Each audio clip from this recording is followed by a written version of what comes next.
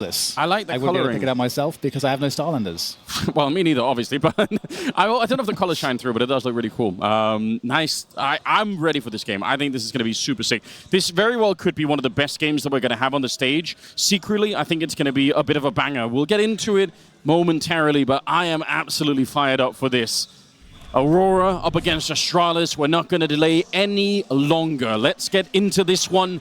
Looks like it will be Aurora starting on the T side with Astralis on the CT side. Mirage to begin with. It's the semi-finals here at PGL in Astana. And already we're seeing a bit of a split coming out from that T-spawn position. WOXIK, he's got the smoke ready. Where is he going to throw that smoke? Surely it's just for the window a little bit later on, but where is he pointing? Oh, he's holding it. It looks like he's holding for a push. All right, there comes the window part.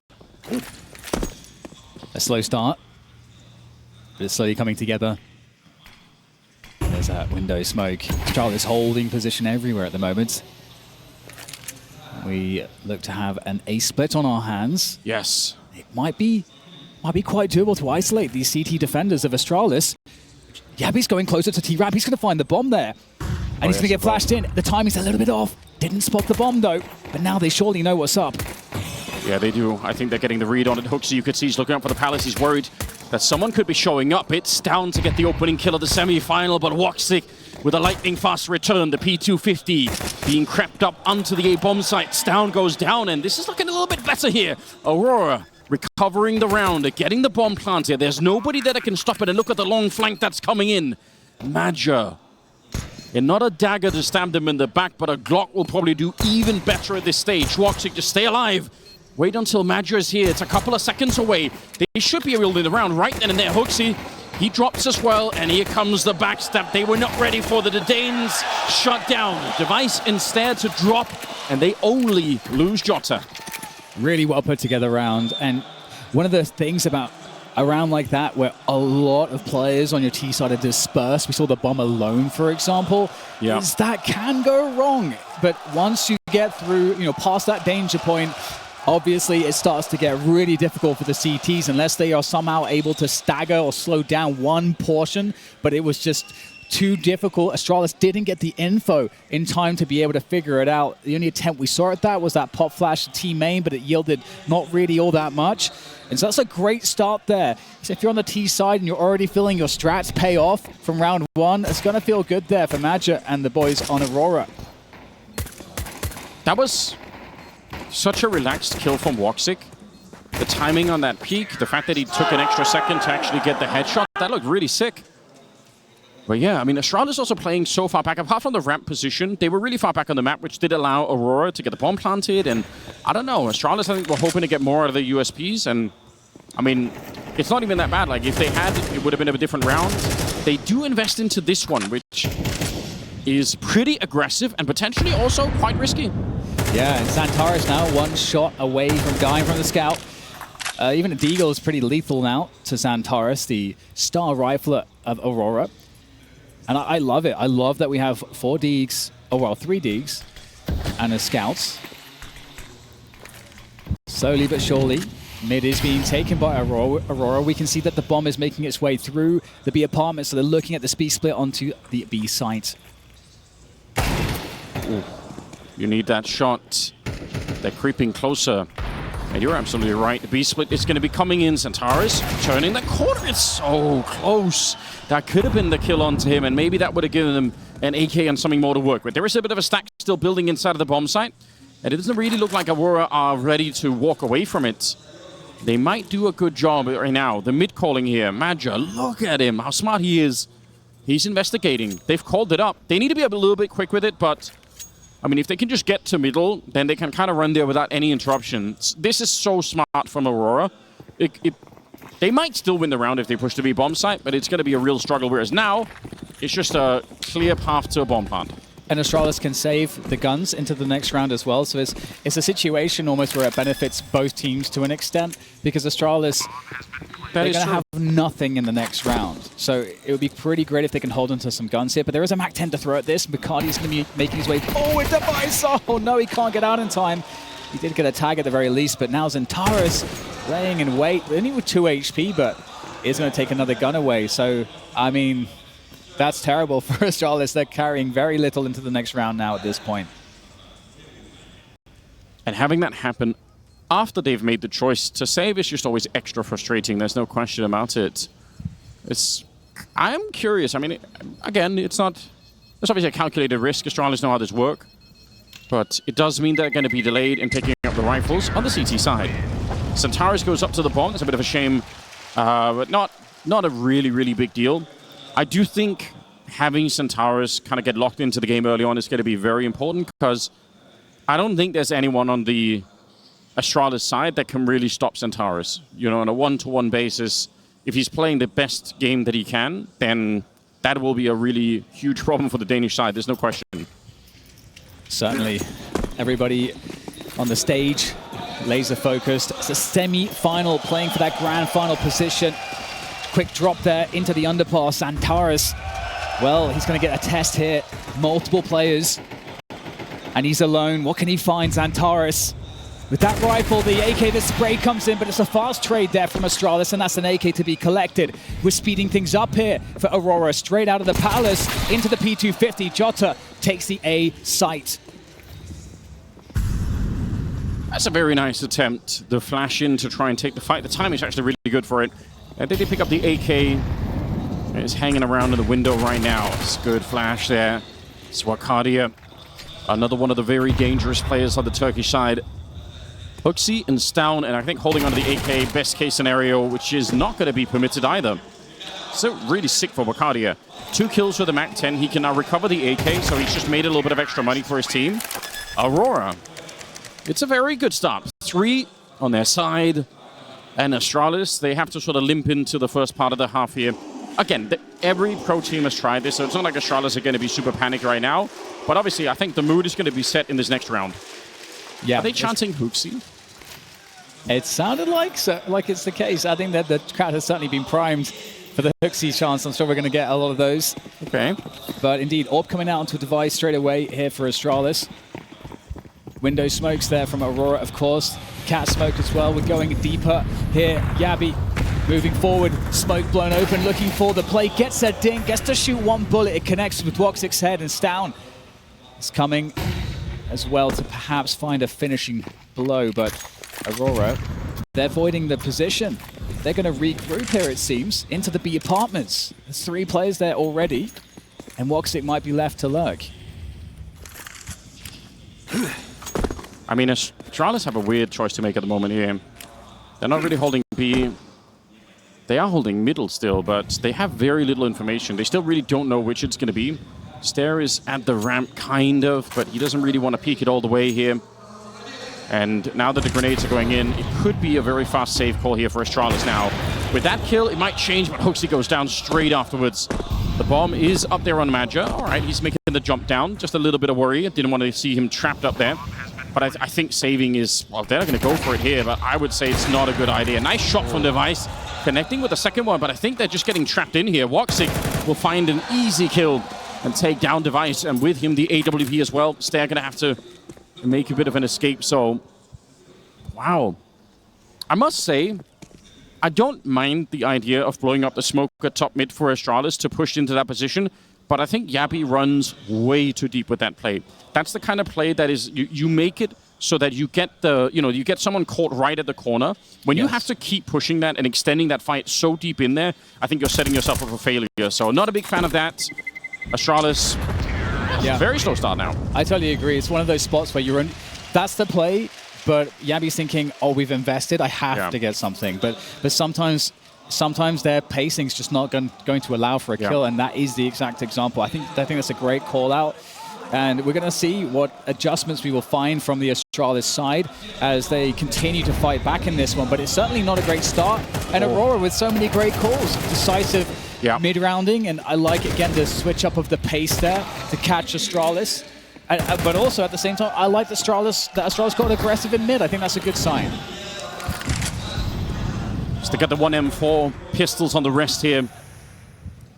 Probably liable to make another, a roll of the dice, be a bit aggressive. And Aurora, they must see this coming. They know the economy. They know what's on the other side. You could see this default that they're setting up in to begin with, where they're just really, really far back. Jota's playing back in the Palace. Maybe the most vulnerable player here would be Major in the middle, but he's not that vulnerable. Game here just is to wait and see if Astralis do anything apart from that ramp. And it will be a bit of a stack towards the B bomb side. It's so obvious that this is going to happen, which I think is also an Aurora have already proven. They are really good at the mid rounds here. Late into the round, they're still going to make up their minds. There's not much to criticize for Aurora at the moment. No, certainly not. It's just the T game plan, just so far working out perfectly. And that connector smoke, sometimes it can be a little fake, and of course Astralis don't have info. Stack on B, of course, and Aurora. Oh, okay. What are they looking for here? Looking for a potential backstab. I mean, that smoke that stavn throws down is... It's hard to know if you're Aurora how to react to it. Right now, they're basically saying, we think that was the only thing that you've got, and we're going to try and push through. Magic gets shut down by Yabi. Smoke goes up, but it's the A-bomb side. So it's a really nice headshot. Unfortunately, it doesn't make any difference in the round. 20 seconds left here. Long-range spray. The bomb is making its way onto the stairs even as we speak. And with just 13 seconds left, they are going to get a bomb. Ah, that's a nice headshot. Oh my god, wait a minute. 10 seconds? They've been delayed. No, you can't hide out in the open. Sick goes down with a wallbang. Disaster! Absolute catastrophe. Out of absolutely nowhere. Astralis, one headshot here, one headshot there, and it all falls down. I mean, that first play from Major, I totally agree. The pop flash to find the info, cool.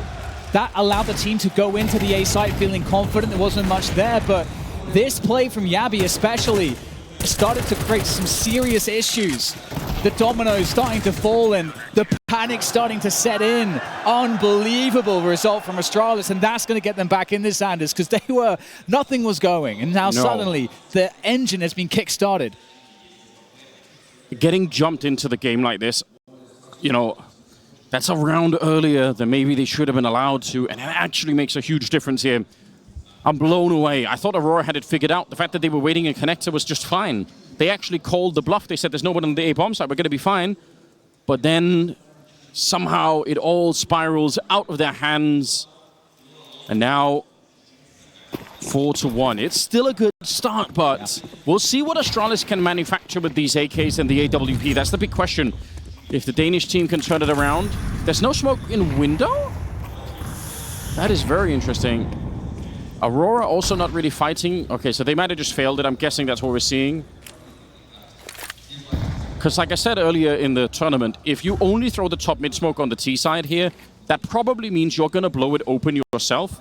If you're Astralis and you see that there's no smoke in the window, it's such a clear indication that there is some sort of trick happening at that top mid position. So just keep that in mind if we catch it later on. But this, I think, was just a failed smoke. And it will be 4-1 as pushing into the middle. There's been some layers here to Astralis' info finding game. They're playing pretty actively, so they're able to read essentially the positioning of Aurora fairly well. You can see with their setups right now, they're definitely expecting the B lean as Jota clearing the window, the ladder position. Yabi trying to re-clear, but it comes down to the headshots. Aurora hitting everything right now. 3 versus 5 for the Danes. And with 50 seconds left, there's plenty of time to mid-game this for Aurora as they actually continue to move through the apartments. Now HOTU is asking questions. If he can win this fight right here, there is a way to recover the round. They would have a bit of a crossfire as the rest of the team comes into B, but they have to find Jota before anything else happens right now. If Jota is just a late lurk, then I think this round is going to be busted because HOTU's going to get shot in the back almost no matter what happens here. Missed opportunity. Stair will get the kill onto Jota, and HOTU, good spray down. They're a little bit back into it here. Nice shot. Magic goes down next, and it's fallen apart here for Aurora. They can't let go of this round. They have all the advantage. Centaurus drops, and Woxic finds himself alone against 2, and they're hunting for him. 10 seconds on the clock. You need that bomb picked up right now. Device will take him down. A triple for the Danish legend. And it's one more round, Dan, that Aurora should win pretty much every time. Oh, I'm getting pumped. I got tingles from seeing Device there in that situation. On the semi-final, AWP, the confidence there behind him, and we know what he's capable of. Device getting these key kills, creating opportunities for the team. You can see that this Astralis squad are playing really well off of one another. Great intuitive plays. 2-4 now as they scrape their way back in this. And Aurora's money, their bank has just been wiped out. Justin Hero AK on Jota now. I would love to hear the team comms. If we can go back and listen, if HOTU actually told his teammates to watch his back while he was turned to help out at the B bomb site, that's so next level, because that was the ultimate threat there. But Jota got shot down from the A bomb site instead. Jabby, that's unfortunately not acceptable. stavn is going to be pushing forward here, and that's the bomb. Now down, which is very weird. Hero AK in the middle. stavn, I don't want to see you fighting this. Just try and fall back and see if you can make them spend a little bit more time. He's on an island. He has to fight against the Horde potentially. No assistance at all. He's got to get the right guesses to him. One is coming in from the apartments. Did he hear anything there? I'm not sure. stavn in a position though where he can more safely play by himself. Only 2 spots to look at now. stavn is never going to get help. He's far too deep. He's alone on an island. Covering for that bomb. There's 40 seconds here. Aurora need to clear him from this position. They don't have time. They might have to run away. They know that he's there. They even use a Molotov just to try and annoy him a little bit, but the fact is, we're down to 30 seconds here. They need to move. There's still a whole map to clear. Wakadia, he's got the right idea waiting for him. Oh, he misses the opportunity. That's disastrous. stavn back hunting the bomb. Oh, he's taken so much time away. Even if he dies, they are on the clock now. They have to run here, and it's Stair who's holding it with an AK. He could win the round. On the other side, HOTU to shoot Madra in the back again. The bomb is dropped for the Turkish side. He sits inside of the flame, giving it all. HOTU for the team. And Device slows them down. The time is up. They can no longer plant the bomb. Just run away, and the round will be theirs. Astralis stealing rounds in the most bizarre ways. There's no doubt. They definitely took more damage than they would have liked, but we can kind of forget about that one because we go back to the round that they won in surprising fashion where they collected 2 AKs and an AWP for free. So we'll give it to them with that. But yes, really great play from stavn. There's a lot of ways to misplay that position.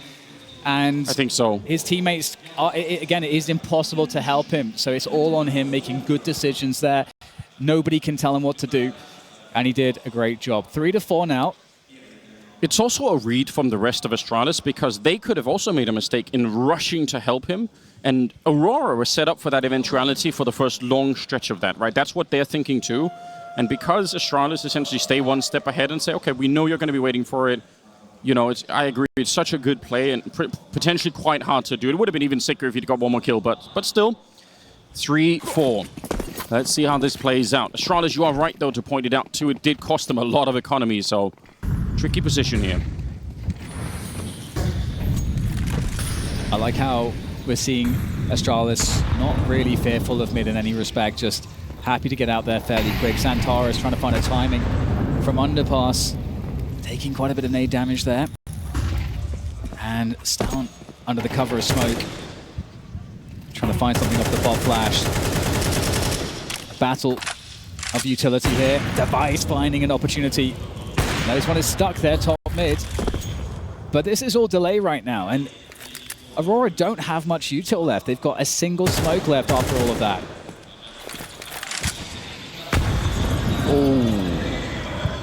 He just barely lives through that.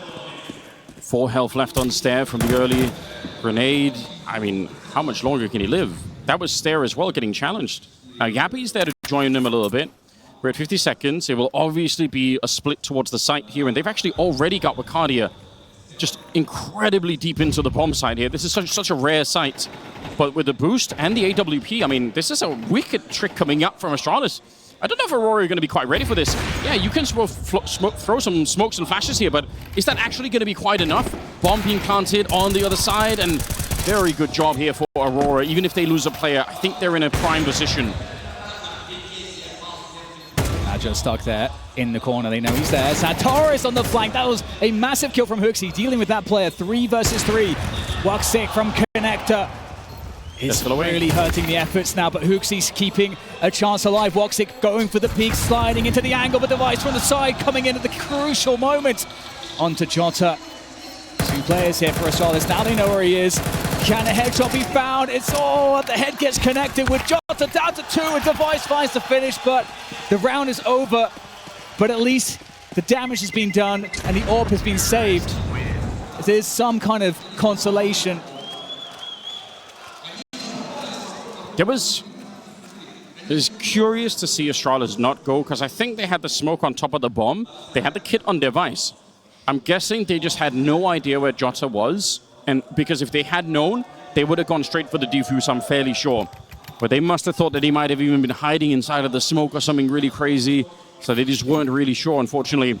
5-3, though. Nice comeback for Aurora. Again, they had a great start, but Astralis have won 3 really weird rounds in a row, and now it looks like it's going to be more of a fast A execute, with right now Stair being the only one here. Device is going to be wheeled in. AWP to miss the first shot. It's not exactly what you want to see, but this is going to be lightning fast here. Aurora will not slow this down. Stair on triple. Has to find the moment, but the flashes come in. Oh, he's been enabled there. 1 kill untraded, but gets good damage onto Wakadia, but the trade allows more scaling into the site. Bomb going down now. 3 players left in the afterplant for Aurora as Astralis regroup, and that's a find and a half from Wakadia. His 12th kills to only 4 deaths right now. That's such a wild way to get the job done. 3 versus 3. Again, smoke on top of the bomb plant here. It could be sick. HOTU, not with the kit though. It's Device who's picked it up, and that's a bit of a shame. stavn gets 1. They need to get on that bomb defuse right now, but Wakadia will not let them. He is a monster. He's already got 4, and Device running away to try and deny the ace. Oh, missed shot here. Madra jumps right over Device. He's going to get the kill, but the round will be lost here. Wakadia in a crazy mood to begin this game with. 14-4 down at the moment. The only thing that could kill him was the C4 in that round. It is pretty wild. He's feeling it. There's no doubt that Wakadia is feeling it. And it's not necessarily the play that you're first expecting. Maybe you think of Xantares or Woxic or Jota potentially before a Wakadia, but here we are, 6-3, and it's great to see because I think, Anders, for me, I was like, okay, the T game plan looks great. But it's Astralis that are finding some key individual moments and then using that team cohesion, the team play, the dominoes starting to fall to find unlikely rounds. Aurora, though, now showing that if you want to win, if you're Astralis, you have to step up another level because the individuals are coming to play as well.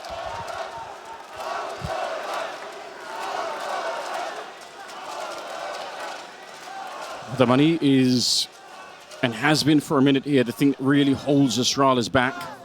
You could see it in this buy.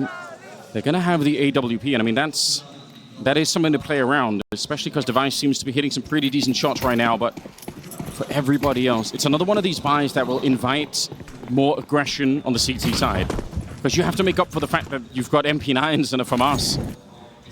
Somehow, some way. Round number 10.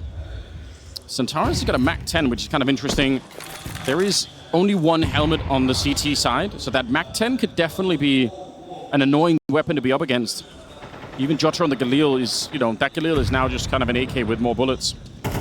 And this is the first time Device has positioned the AWP on the B apartments. So we'll have to see how diligent Aurora are. Sometimes in certain setups, you might just be peeking this with a rifle. And if that is to be the case, then Device gets the advantage with the AWP and just has to connect the shot. So we'll see how that dynamic plays. As you rightly say, Device is a very important part of the CT defense with the AWP. Oh, wow. That's a very nice set of grenades to get rid of HOTU. The bomb is still in the middle, though. They can do whatever they want right now. They don't have to make a real choice. Missed opportunity. Device trying to stay alive for another second. He almost... Did he hit Woxic back there on the leg? I don't really know, but nearly a 2-for-1. Unfortunately, it isn't enough. The bomb will be planted here. And trying to save as Xantares is out hunting a little bit. You almost wonder, what would this half look like if Wakadia hadn't shown up in this fashion? Because you look at the rest of the scoreboard here. It's not that they're playing badly, Aurora, but he's just so ready for this semi-final. Yeah, we talk about it all the time. You need somebody to step up. There always has to be a player that can deliver some of these performances to get your team in it. And sometimes you cycle through different players throughout a best of 3. And Wakadia decided that he is going to rip Astralis a new one right away from the get-go. Yeah. I mean, I think it's an important point, right? Having that one person who's just locked in, because it does also give the other players on the team more space to kind of like get caught up. We saw it even earlier today in the show match where, they just have one player, Owner Pixel in this case, leading the team. I think it makes a big difference. And it is one of those things too where sometimes it's the case because some of your star players in this dynamic game of Counter-Strike, they're not going to always get the spots in like let's say the first half of the game. They might not get that many, and so if a player like Wicardia has been presented with those and he can perform, you know, super crucial to see that. So 7-3 for Aurora. It's turned into a great first half. Can Astralis find another unlikely round here? The hero rifle on Stayer. And HOTU alone with the DEEK here on the B apartments. And Woxic's going to eliminate him. I mean, whatever happens from here on out, Aurora will be just fine. Having 7 rounds in the first half, that's already a really, really strong start for them. So even if some more freakish rounds are happening here for Astralis, it's still going to be fine for the Turkish side. I have no question about that. It's also the map pick of Aurora, so there is, you know, that could be something that you factor in. But I really think Astralis should be able to play this map to a decent level. Maybe you do want to throw in a couple of excuses for them here, saying, well, they've had limited time with HOTU, so how many maps could they really be prepped for? You know, how ready could they be? But either way, 50 seconds here, just about stack at the A bomb site with the M4. I mean, we could be due another crazy round where they pick it up. They've got the MP9 close to the ramp where the bomb is coming in as well. Dan, there could actually be a way to shut this down. Certainly. The MP9 at close range. That's going to be Wicardia. That could go down quickly. Device! He finds the timing! And now Yabi. Okay, well, it's a support from Stair that does it. And suddenly, just like you say, Astralis in a 3v3. 30 seconds to go. The Deagle. Critical damage done to Xantares. The bomb is running to B. It's running to B, Anders. Yeah, he's escaped. That's kind of dangerous right here. If they realize Stair, he's actually baiting him into it. It's so smart. The footsteps, he lets him know, I'm running away, and now he's back here. If he just runs, he's going to be able to stop Woxic. I think he's in so much trouble. He doesn't realize, but he is already dead. Stair with the 200 IQ play. He read that whole round from the center of the map. He baited Xantares into the peak out of the smoke, and he knew he just had to get close enough to stop the bomb plant. It's just the unlikely rounds. They seem to be the most likely. I don't understand how to process that, like, mentally, but that's just what's happening in this one. The perfect timing here from Device, and it truly is the perfect timing. It's like a second before everyone's about to coordinate the util and to move in as a unit. If you find those timings in Counter-Strike, you can really make magic happen, just like we see here. 4-7, Astralis. Let's see what they can do. A fast pace straight up into Tetris for Wicardia. And the fact that he picked up the AWP, he took his eyes off the ramp. He's still going to do some damage, and he picks up the M4 right away. Device will not fail the shot. It's through the smoke as well. A couple of kills that go the way of Astralis. Xantares and Woxic. Can they actually recover this round? The bomb is all the way on the other side on Xantares, and I haven't got to shout his name nearly enough in this tournament. He's had good games. He's been impressive. But my level of expectation for this man is so high. I know what he can do, and I want to see it. Well, this is one of the things that's great about Counter-Strike as well. On the T side, 2v4 with over a minute to play with, we get a lot of potential here for Aurora to maybe find openings. But look how Astralis are playing this. They're all together. There's no reality where they can't trade for each other. Yeah, I do like that. Saying if it's B, we'll retake it, no problem. If it's A, we're going to win it 99% of the time. So you don't care about losing rifles here. It's round number 12, so you're just going to go for a nice shot up on the ticket booth. And Xantares, unfortunately, shot out of the bomb site here. Woxic alone might get the very same treatment, tries to get into it. Oh, there's some sick headshots. That is some real mechanics coming out from Woxic, but again, he was always going to get shut down. Like you already mentioned it, the trade potential for Astralis was so high. All right, at the end of it, we end up at that 7-5 scoreline. I can't even explain how. And honestly, there's so many ways that this could have been a blowout this first half. Yeah. Astralis getting completely wrecked by a great T-side game plan, good individual performance and calling in the mid-round from Major.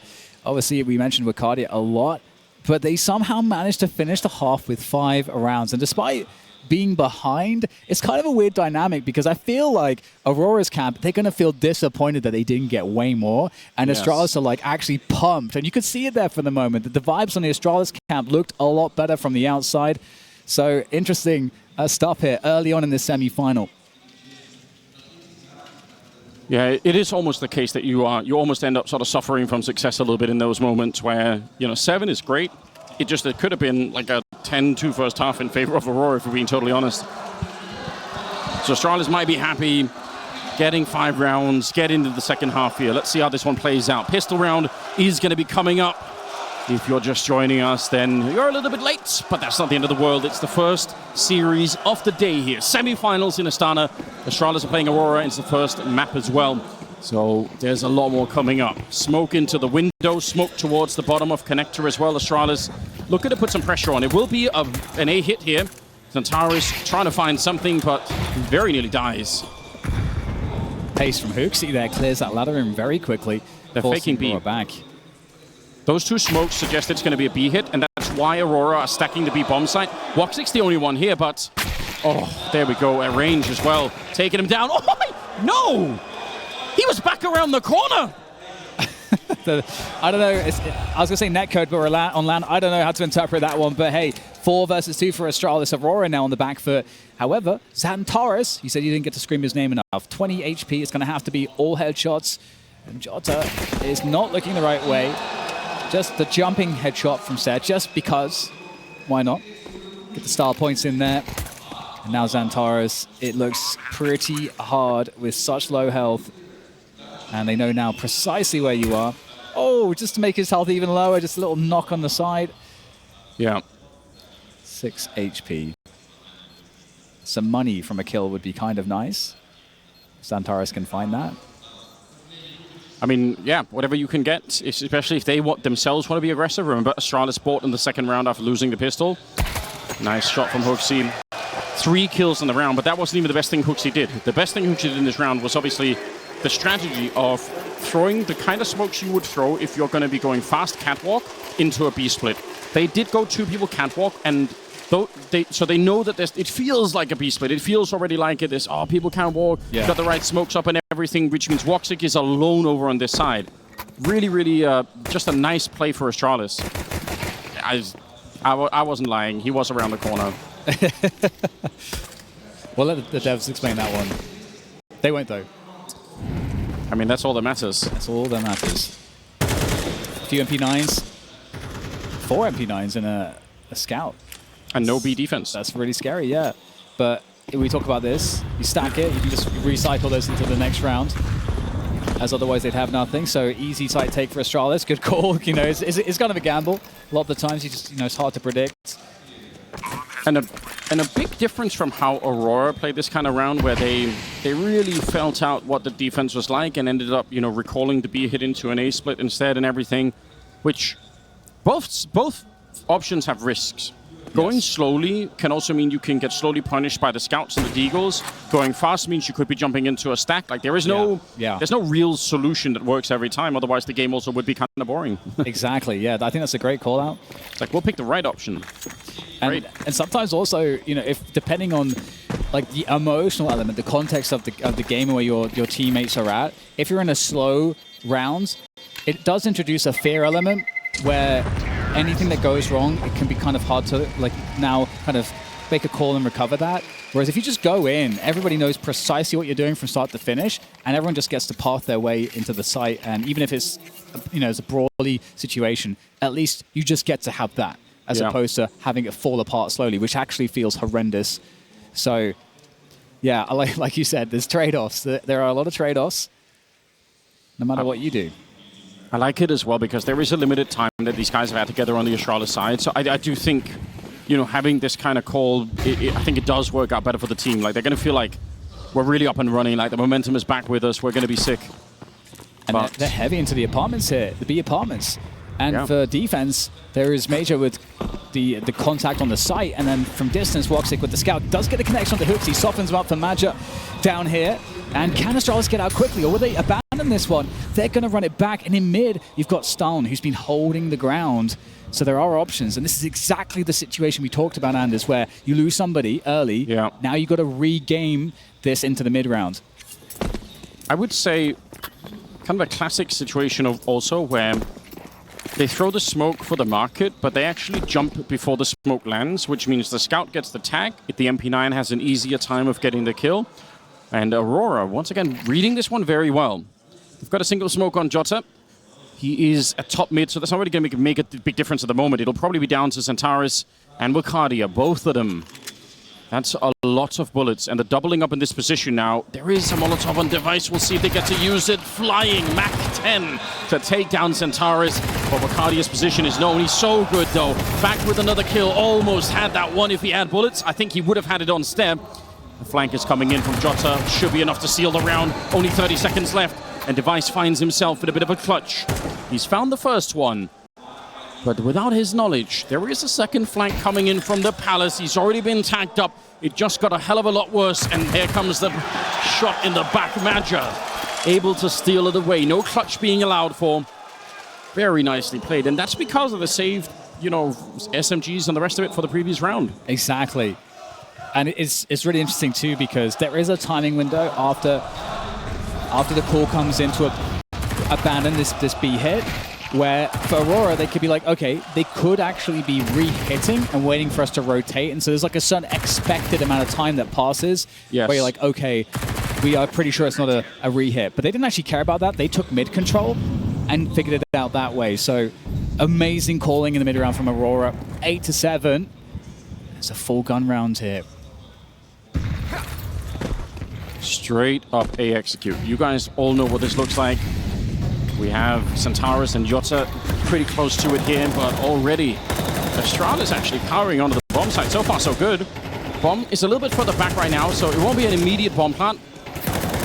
And they might even call for a freeze here just to see what Aurora do. I think that's kind of intentional that Astralis are just delaying it a little bit. Bomb will be planted. And it's a full-on retake. 5v5. I say that just as Madja walks into a bullet, stared to pick up that kill. Yabi, very nicely handled, and it might be time to save here. Aurora, if you can get away. Wacadia, for once, without any kills in the round. Kind of a rare sight. That was well played. That was really well played. I always love seeing how, for example, the Yabi there, he gets that info, kind of baits his opponent into shooting a couple bullets, then he gets to slide out and stop in the perfect spot to punish it, like just these small sort of in-fight movement decisions to get the advantage. And we get some discovery here on WOXIK. He's just holding that because he has Xantaris, who can cover if Device is to actually go closer. So that's kind of funny, but I mean, they managed to hold onto the AWP and the AK. But I think what's really important there for Astralis is that they showed that if they don't go for like a fast A set piece, they can actually feel confident that they can just, you know, roll that into a pretty straightforward win. And it's going to be on Aurora to show that they can actually retake it now. So that's in the playbook in Hooksie's head. It's like, okay, this is something that worked. I did, because sometimes when you do those A executes, you're so stressed out about, you know, the smokes are down, let's run to plant the bomb, and it's like the only thing you think about. But slowing down that play in the middle of it, just to see if there was some sort of trick for Aurora. And then when there wasn't, then you go and plant the bomb. But that little, 5-second break, I actually think is also like a nice tactical element that's very intentional for Astralis, no question.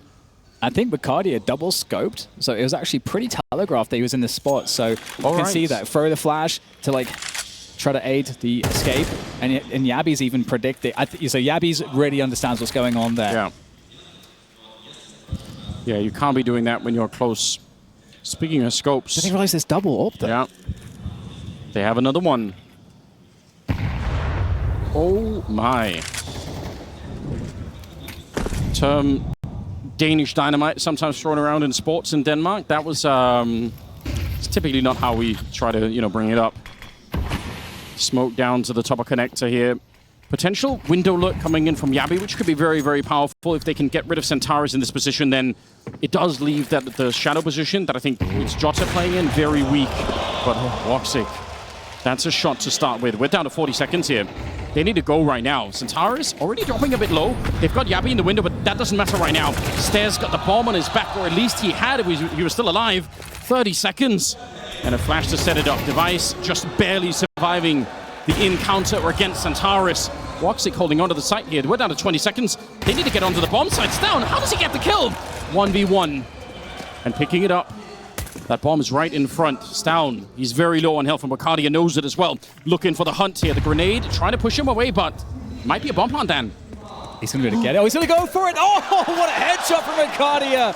The reactions are incredible. stavn with the fake plant to draw Wacadia into the angle. You think that stavn would have his number at that point, but Wacadia just reacts. So dialed in this man in this game. And Mirage 19 for 9, top fragging the server. incredible stuff. I mean, it's a team game, but having one player show up to this level is obviously fantastic to watch. And also the communication there. On Aurora, getting the call out saying, listen, don't use the AWP, he's low. It makes a huge difference. Because if he goes at that fight with the AWP and he misses the shot, then the round is over. Whereas the USP, I mean, yeah, you can just go, it was a headshot, but it didn't even need to be. 100%. Okay, there's like an Aurora chant in the crowd here in Astana, and then there's a counter HOTU chant. How strong is the HOTU fan base? Like, they found their way to Kazakhstan. I wouldn't have bet on that. There's a HOTU non-profit sending everyone. There's got to be. So there we go. This is a great first map so far. Both teams exchanging blows, and full AKs on board here for Astralis on this T side. More of a B side lean to mid control. Yeah, that hurts, but he's going to run for it. Yeah, you might as well keep going now, HOTU. You're already pretty much in this Bacardia. Yeah, he knows someone's going to be walking up behind. He's so smart, gets the one, but the trade is there. And Matcher, unfortunately, caught fumbling around between the knife and the SMG, and I think it's already time for a bit of a save here. That is the fast calls here, and the follow-through on the Astralis side is something that Aurora actually having a really hard time dealing with. Yeah, it does seem to be the case. The fast hits have been really good. And that's something that Astralis can continue to throw at them. I mean, even the A set piece, one of the ways that you could deal with that are to play, you know, some of the more info based games, like, you know, the T-ramp plays, more aggressive T-ramp plays, right. and then play for information at the right timing, so that if it's the wrong setup, you can kind of find that out quickly. But even still, though, it is risky to do that, because then you're giving up mid, you're giving up other positions on the map, and a lot of the time, Astralis have showed that in their default, they aren't really putting anyone towards the T-ramp either, so the value exchange there is not going to be great, I think. So I think it's quite hard for Aurora to figure out what should be the change of setup. And sometimes it's not necessarily about changing the setup, but it's just about adjusting how, like, what you execute within it. I mean, right now, there's so much on the line here. This is the map pick of Aurora. It's a great relief for them to have made their way to the semi-final, but I think losing to Astralis is such a hit to the confidence right now. Whereas Astralis, I'm sure they want to prove as much as they possibly can, whatever the future holds for the team or the players or the organization. But in general, I think Astralis are playing with a lot less pressure than Aurora is in terms of proving something here. Oh, yeah. And I think with just the addition of HOTU, the vibes, the fact that they get to play and have fun in a way that they haven't for who knows how long. There's just so much that's up in their favor in that respect. I'm glad you bring it up. It's 2025, so we got like vibe coding, and now we got vibe-based calling. It's like, we're just vibing out, guys. Let's just go. Vibing out. Bomb is going to be picked up at the bottom of the B hallways here, HOTU. All right, not quite. He's actually going to go and check and see if anyone's pushing, but eventually we'll see how they end up doing this. There is a player at the ramp on the A side, that's stavn. Someone remember the bomb, please? Yes. I'm asking nicely for now, but in about 15 seconds or 10 seconds, I'm going to be a lot more angry. So ODDIK has changed his position, AWPing from Cat. We have seen him more towards A openings. Let's see if he's going to be isolated away from the push. That Molly is going to cover some ground for a moment. It's going to be, the bomb is moving its way towards B, so they're making it look again like they're trying to set up towards A. Oh, they absolutely are. And so far, so good. ODDIK getting pushed back here. This is unfortunate if he misses the shot, but he will not. Clips device in the air. 20 seconds, and the rest of Astralis trying to get onto it. You can see how uncomfortable it is. ODDIK not quite sure where to stand, but he's done more than he needed to. 10 seconds on the clock. The bomb is alone. If he dies here, ODDIK, the round is going to go with him. And Madra, I think that's enough to send it. Aurora going to be at 10 here. They're simply running out of time. They're looking for the kills, though. All right. That's kind of... That had me scared for a moment. Me too, because sometimes there might be a little delay where you're not sure, am I trying to retake this or am I playing time? But I'm sure they had the call on time earlier. And Astralis, really close round. And we talked about the repositioning of ODDIK. That really made the difference there. having the AWP in that position was a huge problem for Astralis when they decided to run that play. And again, you can see that generally they're starting rounds out mid and be Pyjamas, but a lot of players mid. WOXIK in quick position there. Moving around again, it is the horrendous thing to play against a mobile CT AWP on Mirage. Yeah, WOXIK now joining Wakadia. Way up there, the two of them responsible for the success of Aurora right now. Centaurus, it's a really good spray down. Not really ready for the second one there, but gonna get peeked by stavn as well, trying to limit his exposure to that angle, but unfortunately, will not be allowed. stavn's gonna be able to hunt him down. 4 versus 3. The bomb is headed towards the B bomb site, but Manager finding Yabi. That was up in the B hallways. He's able to shut that down, and I think with it might just come the round. 2 versus 4 as they get the first kill on Wakadia. The bomb being brought out. Actually, Jota forced out into the open here. It's pretty uncomfortable. You've got to get him now. He's burning. He's stepping into the flames. And the headshots there. HOTU has brought his team back into the round. Suddenly, it's doable. Matches on a very long flank, a fast long flank T-spawn, as stavn is able to cover if WOXIK goes vent, but I wonder, does HOTU ever expect this? Does he check for this? Gun out, finds it. That's huge info there now as Matcha teases, but HOTU is an assassin. And it's just WOXIK left, and he does not like the looks of his chances. He has no idea where stavn could be. As stavn tries to find WOXIK, a missed shot, and that's a wrap. Astralis pick it up, and I don't know how they managed to turn that one around. That looked completely lost. A 2 versus 4 that they somehow managed to give up. I mean, this will be the round that the desk will want to talk about right now because it is not acceptable. Aurora calling their final timeout. It's not the scoreline. It's not the fact that it's 10-10. It is the money that is going to be the big problem here for the Turkish side. Running out at the most pivotal time in the game. We're down to the last couple of rounds here in the match, or in the map at least. And again, Astralis just... Think of the rounds that they won, Dan, on the CT side. Like how many of them were totally ridiculous, but somehow it was enough to get 5, and now it's a 2 versus 4 victory. I mean, the analysis of this game is going to be really interesting. What's been really great is, again, just seeing the level of plays, like how some of these, like this fight, the way that HOTU was just playing with the movement, the side peek, and just like peeking on top, just like trying to mix it up, find a weird timing to just win that battle. It's incredible stuff. The individual level, we're seeing that. Okay, well, they've bought. Wakadia gets caught at the start. Still showing up to this game with very good form. But yeah, it's a stack at the B-bomb site. We'll see if Astralis can sniff it out and decide to go somewhere else here. It is a full investment here. Aurora are basically saying, we hope to have, we just need one freak round of our own, and then we're back at the game. We'll probably win the map right then and there. It's not impossible. Centaurus baiting for Jota in the corner. Great headshot to start with. Now they all have to focus on him. Centaurus running for it here. This is sick. 10 bullets left. It's another dink and another headshot to come through as he's now hunted for it. Device goes down. Yabi and stavn in shambles here on the T side as they have finally run into the real version of Centaurus. Good spray onto WOXIK. They can't lose another 2 versus 4, Dan. I won't allow it. Well, stavn has been making his way around for a long time. Yabi's just been trying to hold on for dear life while stavn makes his way across. Both players isolated from one another, but now finally connecting up into this B site.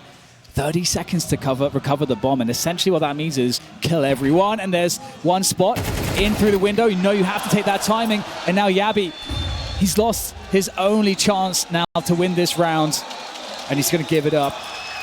The 5-7 in Centaurus' hands. It doesn't look like a 5-7, Anders. That is so crazy. And the fact that that was plan A, was getting all those kills. The plan B was the fact that Jota was in the corner with the MP9. So the whole point is, if they trade out Centaurus, then they probably don't check the corner for the MP9, and they probably lose around anyway. But he just did all of that. All right. We need more of it, though. That's the thing. It can't just be the one round here for Centaurus. It's too much fun to watch. Here it is again.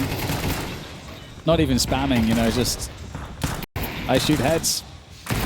I only shoot heads.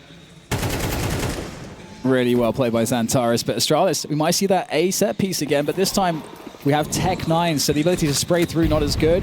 Preemptive, incendiary, and Jota's looking for it, but oh, wow, the hero rifle in Yabi's hands delivers against Jota.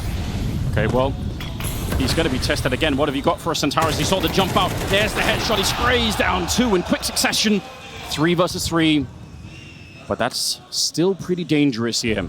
They're going to steal another rifle on that side as the smoke blows open. It's Wakadia to pick up the kill on Device, and stavn up on top of the ticket booth here. He saw it coming. Oh, the relentless aggression. The panic is in. Woxic, he has to fight his way up. He needs to live. He must stay alive, and the backup is there. So Wakadia helping out his sniper.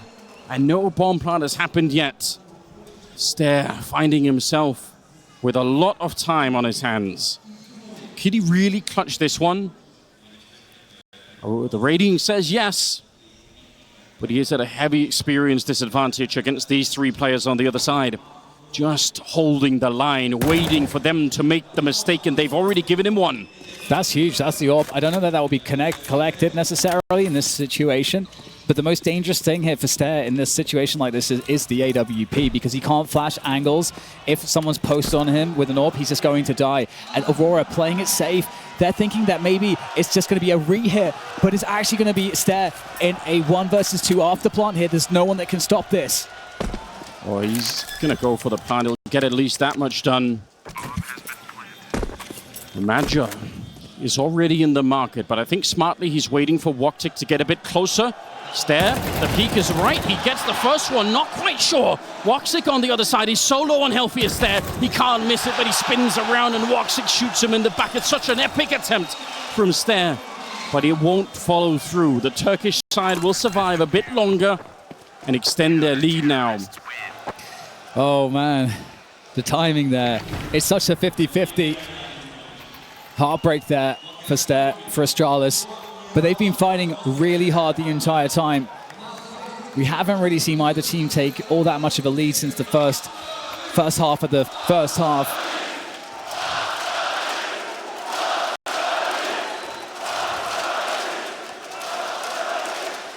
You could hear the chants there coming out for Astralis. Quite a surprise to me, I must say. But the fact is, they need 2 in a row. Yep. Can't lie about the math, can we? And also just, I mean, we're going to see what the buy will look like for Astralis, but they don't have much money. The fact that Stare was able to find the bomb plant in that round is a godsend. Yeah. Whatever they can get right now. Another 2 smokes, another flashbang, whatever it is, just try to get some more utility. Match paused for just a second here, sorting out a couple of tech things before we get back into it. I don't know. The fact is, Astralis have won the kind of rounds that they need to win right now. Most of their rounds, I feel like, have been like this. A few times, for sure. So why not, you know? Yes, and again, it's Aurora's map picks, so Astralis really showing a lot of fight. And it's interesting, because I don't think they've overpowered the game plan of Aurora. Aurora has been able to execute their game plan. And normally, if a team's able to do that, they're going to be ahead.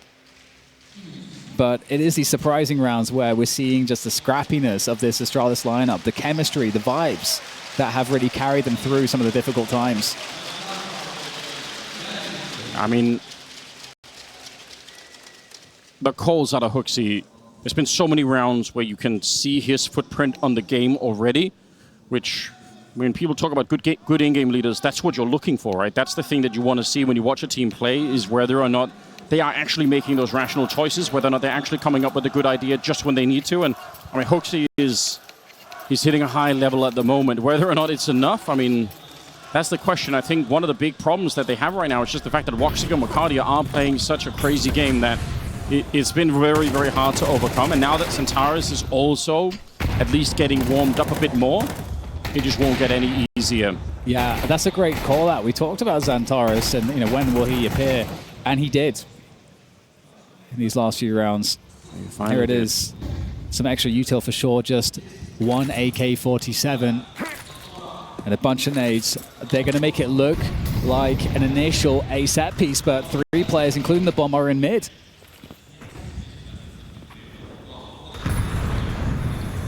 Smoke onto the A ramp to slow that down, and actually it will push them away. So stavn and Yabi running back. It's the early fight here, and Stair, unfortunately, unable to get the job done. They will pick up the AK there on HOTU, setting up a couple of more grenades as they do creep in towards the connector, but he's got the bomb as well. So he's going to be very, very careful here, HOTU, that he doesn't die in a weird position. The flashbang, it couldn't possibly have been better. Wakadia flashed into next week. Spray back here, or a burst coming out, but Magic goes down. Centaurus a bit panicked running onto the site. He wasn't checking it properly. And he goes down to Yabi. Jota and Woxic running out of space here. The bomb about to be planted on the other side as they take down Woxic. That was in the market. So Jota here. Could he really clutch it? stavn's got a triple. Yabi's got one. And that's it. Second kill as he jumps right into it. Astralis win the first out of 2. They need one more for overtime. The unlikely rounds. The unlikely rounds. That's what this map will be for me when I think back to this one, however it finishes at this point.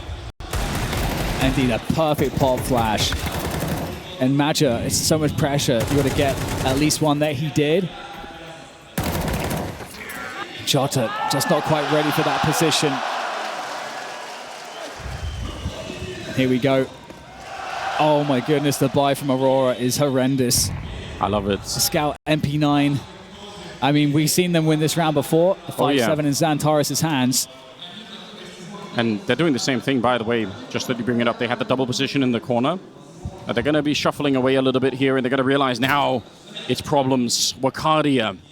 How many 1Ds can we get? None so far, and none at all in the round here. stavn takes him down instead. The Scout's being put into position, but there's not much of a weapon to stop this with. Stair, look at how smart he is. He waits for the flashbang, but still goes down. Centaurus, hold the phone. He can't do it. Not again. Damage dealt on the other side here. stavn very low. It's Woxic with the headshot. Astralis are coming undone in front of our very eyes. Trying to push in, but Centaurus out here, hunting for device at the end, and now gonna get the shot, the kill to win the map. Outrageous again. Showing that not only can Astralis do it, they can certainly do it as well. Unbelievable. Neither of these teams are teams you can count out when the particular approach and HOTU's overall impact on the map. I can't really disagree with it. But they're still taking a loss in that first map. You really don't know how it's going to affect the team. What do you think, Dan? Are you seeing a third map here, or do you think Aurora has the strength to overcome Nuke? It's definitely a hard one to interpret because I think Astralis, they definitely look like a different team with HOTU. They're on stage. We're seeing great individual moments. Right. And even though they overstepped in some respects, because they do have a honeymoon period scenario where it's very easy to wipe that stuff away and say, well, we haven't had the time to practice together, so we're not going to think into it too much. So with that said, the Vibe Astralis, they'll be starting out on that T side here on Nuke, and they are going in towards that ramp position, which has been largely given by Aurora. Woxic just wants one kill, and then he's just going to escape. So, yeah, don't stick around. I don't think it's worth it. Repicking it is so dangerous right now. He's risking a lot to stick around. Yeah, he's got the message now, and so is Jota.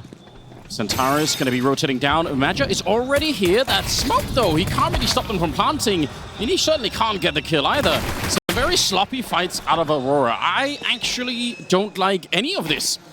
Don't fight it, Yabi. I know you want to, but it is just not worth it here. You've won the round. It's a 5 versus 3. They cannot retake this bomb site unless you give them a bunch of openings, and that's just, there's no reason you should. Centaurus is stuck around in the back now. It's a bit of a surprise, but I don't think it changes anything. Without the kit here, he can get some kills, and that's cool, but Astralis should have done enough here to win the round. There we go. Takes down Centaurus. Just a couple very low players now. So some extra money making. But yeah, ultimately, it really sucks to be on the receiving end of the pistol loss. To be honest, because Woxic and Jota both got gushed from the ramp, it means they can't rotate down to help Maja the way that they normally would. Yeah. I think the idea, it was just to get a kill and fall away. If you don't get the kill, then stop. Sticking around is so scary. And unfortunately, yeah, it left Maja, like it was on Maja to try and get like 2 or 3 kills. I don't know. And it's a really hard some hard fights to even do that from control. Totally. And the thing here is that, you know, we saw that Aurora, they won the T-Pistol at the opening of Mirage, and they got to kind of just run their game plan. And Astralis, you know, for their map, they win the T-Pistol, they get to run their game plan. So we'll see, you know, if they're able to do so smoothly. Again, there's going to be, you know, we talked about some of those factors where maybe there are some things that they need to just keep a bit more simple because they just haven't had enough time to, you know, create these very layered and elaborate protocols and strats. So we'll see what they have to bring in terms of that game plan and whether or not Aurora is going to find disruption. We already saw that the pistols were highly dangerous, those rounds from Aurora. Right, and this is a map actually where you don't have to rotate as much on the CT side when you have a bad buy. So that even makes the pistols even more dangerous. So it puts it on the Ts to have a really well-constructed anti-eco, anti-force buy rounds. Yeah, it's also some opportunities for, you know, interesting boosts. The one in the ramp is the most used one on the CT side. I say most used, probably only used like once per half, really. But if you find the right kind of round to do it in, it could be really interesting. And then obviously you could go pretty aggressive as well out in the yard if you're feeling it. Some tape being brought out. What's the meme about? Is it like duct tape or WD-40 or whatever can fix anything? It's like one or the other. Yeah. It's either too loose or it's like not loose or it's like too tight. So, so far it's the duct tape, I guess, solving the stage problems, whatever they may be. I mean, you can have a lot of fun with duct tape too. There's lots of things you can do with it. Say more, Dan, or less. Where are we going with this? What kind of fun are you having? Cover a hole or something, or like, you know, if you want to, I don't know, Anders. All right. I have to say, I'm not very handy. Honestly, if you gave me duct tape, I would have zero options of what I could do with it. So I don't know why. Somehow wrap yourself up in the duct tape. Yeah. To benefit society, yes, I would do that. I'm going to be honest, that went way better than I was expecting. Dan, I was so worried for a second that you were going to derail the entire semi-final, but not the case. That early Molotov has just become a new classic, and it's thrown even in rounds where you don't really want to go aggressive because it just forces the CTs to do a lot of things. Now, they're going to recommit, so smoking down behind the actual silos on the A side and on top of the hut again. There's nobody in any of those positions, but it's still worth throwing the grenades. You see the one going down, Wakadia trying to play around it, shot in the back of the head. Yeah, don't run into their own Molotov. But HOTU almost backing up into the T Molotov. Execute is actually perfect. Exactly what we want to see. Oh. It's got to be the flying max M. Yeah, and it is what we were mentioning. You have to have a way to convert, and on a map especially like this, you need to have good protocols and good strats for anti-force buy rounds. There are definitely some things that are a bit more favorable, but the thing is you can't just run that every time because then it becomes so expected that it becomes not as favorable. Yeah. So because we're not just playing in a vacuum, we have opponents we're playing against. So we'll see what else Astralis have in the bag for that later on. But now they've set this expectation next time that they're in this scenario. But we do save the MP9 and the FAMAS there for Aurora on the CT side. So we'll see what they can make of that. But so far, Astralis have been keeping members alive, so building their economy in a healthy way. It's really nicely done. Simple, kind of double pump onto the site. Nothing complicated, which was the same approach that they had on Mirage. There wasn't a lot of back and forth really for Astralis in some of these early rounds. They just went really fast and committed to a bomb site, and that seemed to work for them. Let's see what Aurora can do anything in this round. Obviously, they got to save a couple of rifles. FAMAS and MP9, definitely doable. Even especially something like a Deagle here for Wakadia, who was a superstar on the opening map. If he could find 1 or 2 Deagle headshots to start this round with, that would be probably quite a big problem for the Denmark side of things. There's nobody down below defending, so if they keep going like this, finally Wakadia has shown up. But now the Deagle is maybe not the best weapon for this range. Oh, the timing on that one. Okay. Stairs going to get it anyway. And we saw HOTU, who's the forward man with the Max 10. Jota still going to die.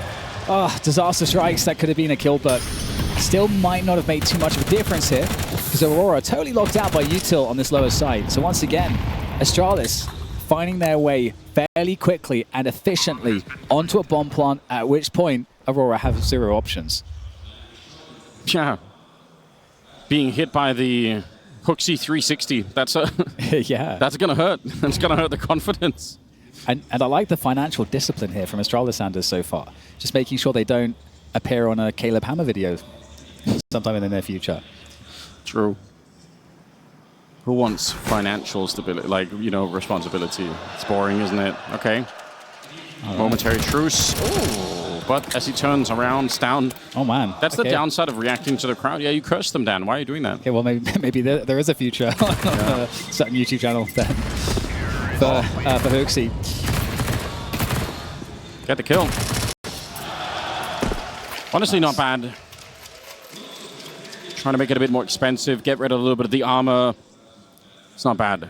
But for Astralis as well, like you said, they end up losing quite a few rifles. But we're done with the pleasantries. This next round is going to be critical.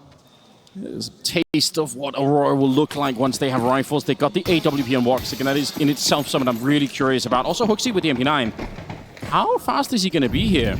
Oh, he's running. There's no slowing this one down. He wants the entry. Madger and Vacadia, they just slow it all down. He didn't even throw the grenade, just the M4 out and ready. A 5 versus 2 in this one. I do love the call for Astralis, but Aurora was so ready. And you know what? I'm going to steal a point for Maui, but I will give him credit for it. Something that I've heard him say many times. Sometimes just having the rifle out is the best thing you can do. Like, just being ready to fight is actually so important. A lot of times you see people losing fights because they're like doing all this crazy stuff. Yeah, exactly. Like, there's a million things happening, but gun out, ready. And for Astralis, definitely an anticlimactic one, just edging into WOXIK's crosshair. And Stare will find himself the victim of extreme violence. Woo! Okay, well, that was a fast one, and it's not too, to be honest, it's not too unexpected to see that if you're carrying any SMGs over. It's not an unlikely round that the team will run, so. There's something really unsettling about hearing you say extreme violence, but with a smile in your oh, yeah. Just extreme violence happening. But you're not wrong. It's pretty violent. It's an AWP to the face. I don't know what you want me to say. Yeah, that will ruin your day. WOXIK ready to take the fight device. He is going to swing. Oh, the timing is... Yeah, he saw him. He saw the tip of the gun there. Unfortunate timing for WOXIK. And Vacadia now thinking about what does he want to do. He's going to get smoked off, so that choice is going to be taken away from him. Oh, yeah. For just 1 second, I think he thought about it. Don't let Device get another kill. Centaurus moved into position, but HOTU, even if he dies, at least it's the early warning to stop Device from getting sprayed down.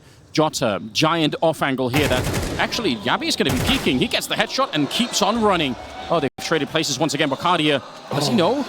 He actually doesn't. Now he's going to spot it out, but he can't quite find the AWP yet. Device creeps into it. And Vacadia might have been better off waiting there. Like, that's an easy thing to say in retrospect. Madger sprays down one, and he's ready for this 2v2. This is an absurd round already. Yeah, it's resetting into the 2v2 indeed, where there's only 40 seconds left, so not a huge amount of options here. Bomb outside, Madger repositioning top of hut. I don't know if you heard the burn. I don't know if Madger realized that stavn pushed in front. It might not make a difference here, but oh, he's looking for it. Great positioning. stavn right down below. Madger is in trouble, and he gets killed without even a chance to turn it around. I think he didn't quite realize that he had already run through. Centaurus sneaking up onto the high ground. We've got 20 seconds, but the bomb is getting down below, and stavn has already made his escape. They have a smoke as well, Dan. I mean, if they know where he's coming from, this is such a strong position for Astralis to be in. Yeah, and at this point, Centaurus can truly be anywhere, and especially with the money that Aurora have. Centaurus would love to find a way to go for this one, and he also is expecting that anything could be possible. Is there some sort of lurk anywhere? He's checking absolutely everything, and he doesn't have time to do that. Yeah. He has a kit, but still. I think for him, this kind of clutch hinges on whether or not he can find an early kill. If there had been a lurk out here, like you said, and if he finds that kill, then he probably goes for the 1v1. But because that opportunity is never there for him, he just doesn't want to risk it all. Picks up the AWP, makes a run for it. 4-1 for Astralis. Huge conversion on that one. I don't know, a lot of engagements in this round that could have gone another way. Vacadia's flank. Madja up on the hut, getting shot in the back. I mean, there's just a lot of things could have gone differently. And it's so painful because the reset is really real for the CTs there. They only went around quite recently. They do still have enough money, especially with the saved AWP, to create a very dangerous round. But if Astralis were to find a way to win this round as well, then the real momentum begins and Aurora start to get into quite the hole. So this really is a must-win round. We'll see what Aurora decide to do to open it up. And Astralis timeout, which I actually think this is a great spot for a timeout, to be honest, because the game is going their way at the moment. Yeah, it's still pretty early, and we just talked about how important this round is. Yeah, sometimes it can be a nice way to, if you have any sense that the team is kind of running away with itself a bit, that there's like too many nerves on that side, just slow it down. Don't make any silly mistakes going into this one. Not a lot of money, but with the saved AWP and the rest of it here for Aurora, it's not really a bad buy at all. So they are still dangerous. Round number 6 coming up. Early days on Nuke. Too soon to tell exactly what's going to be happening. They blow open the squeak door, and they actually do put a little bit of pressure on it as well. They wanted to see if anyone was going to fight there. It's WotZik sounding off on the first shot deep from the ramp position, but not able to find anyone with it. Nice Molotov here will slow down Centaurus. It's a lot of information to know that WotZik started off in the ramp. Obviously can rotate towards the outside from there, but still, it just gives, I think, Astralis a better sense of the early setup from Aurora's side.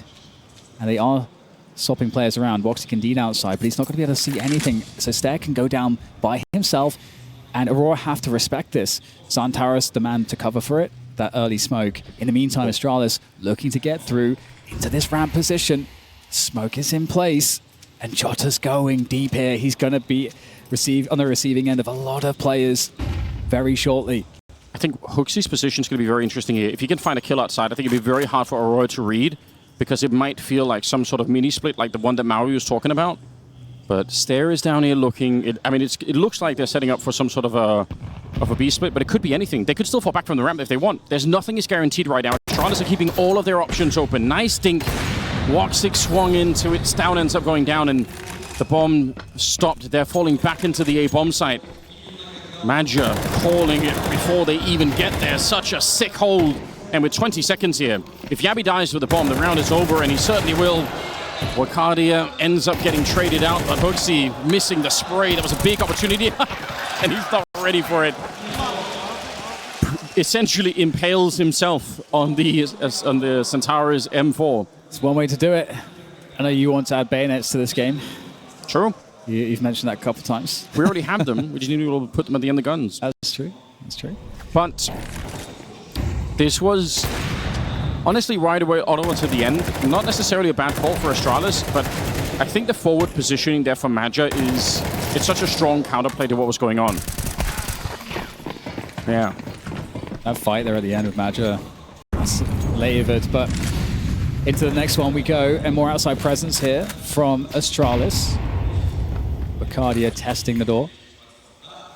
There's a wall of smokes.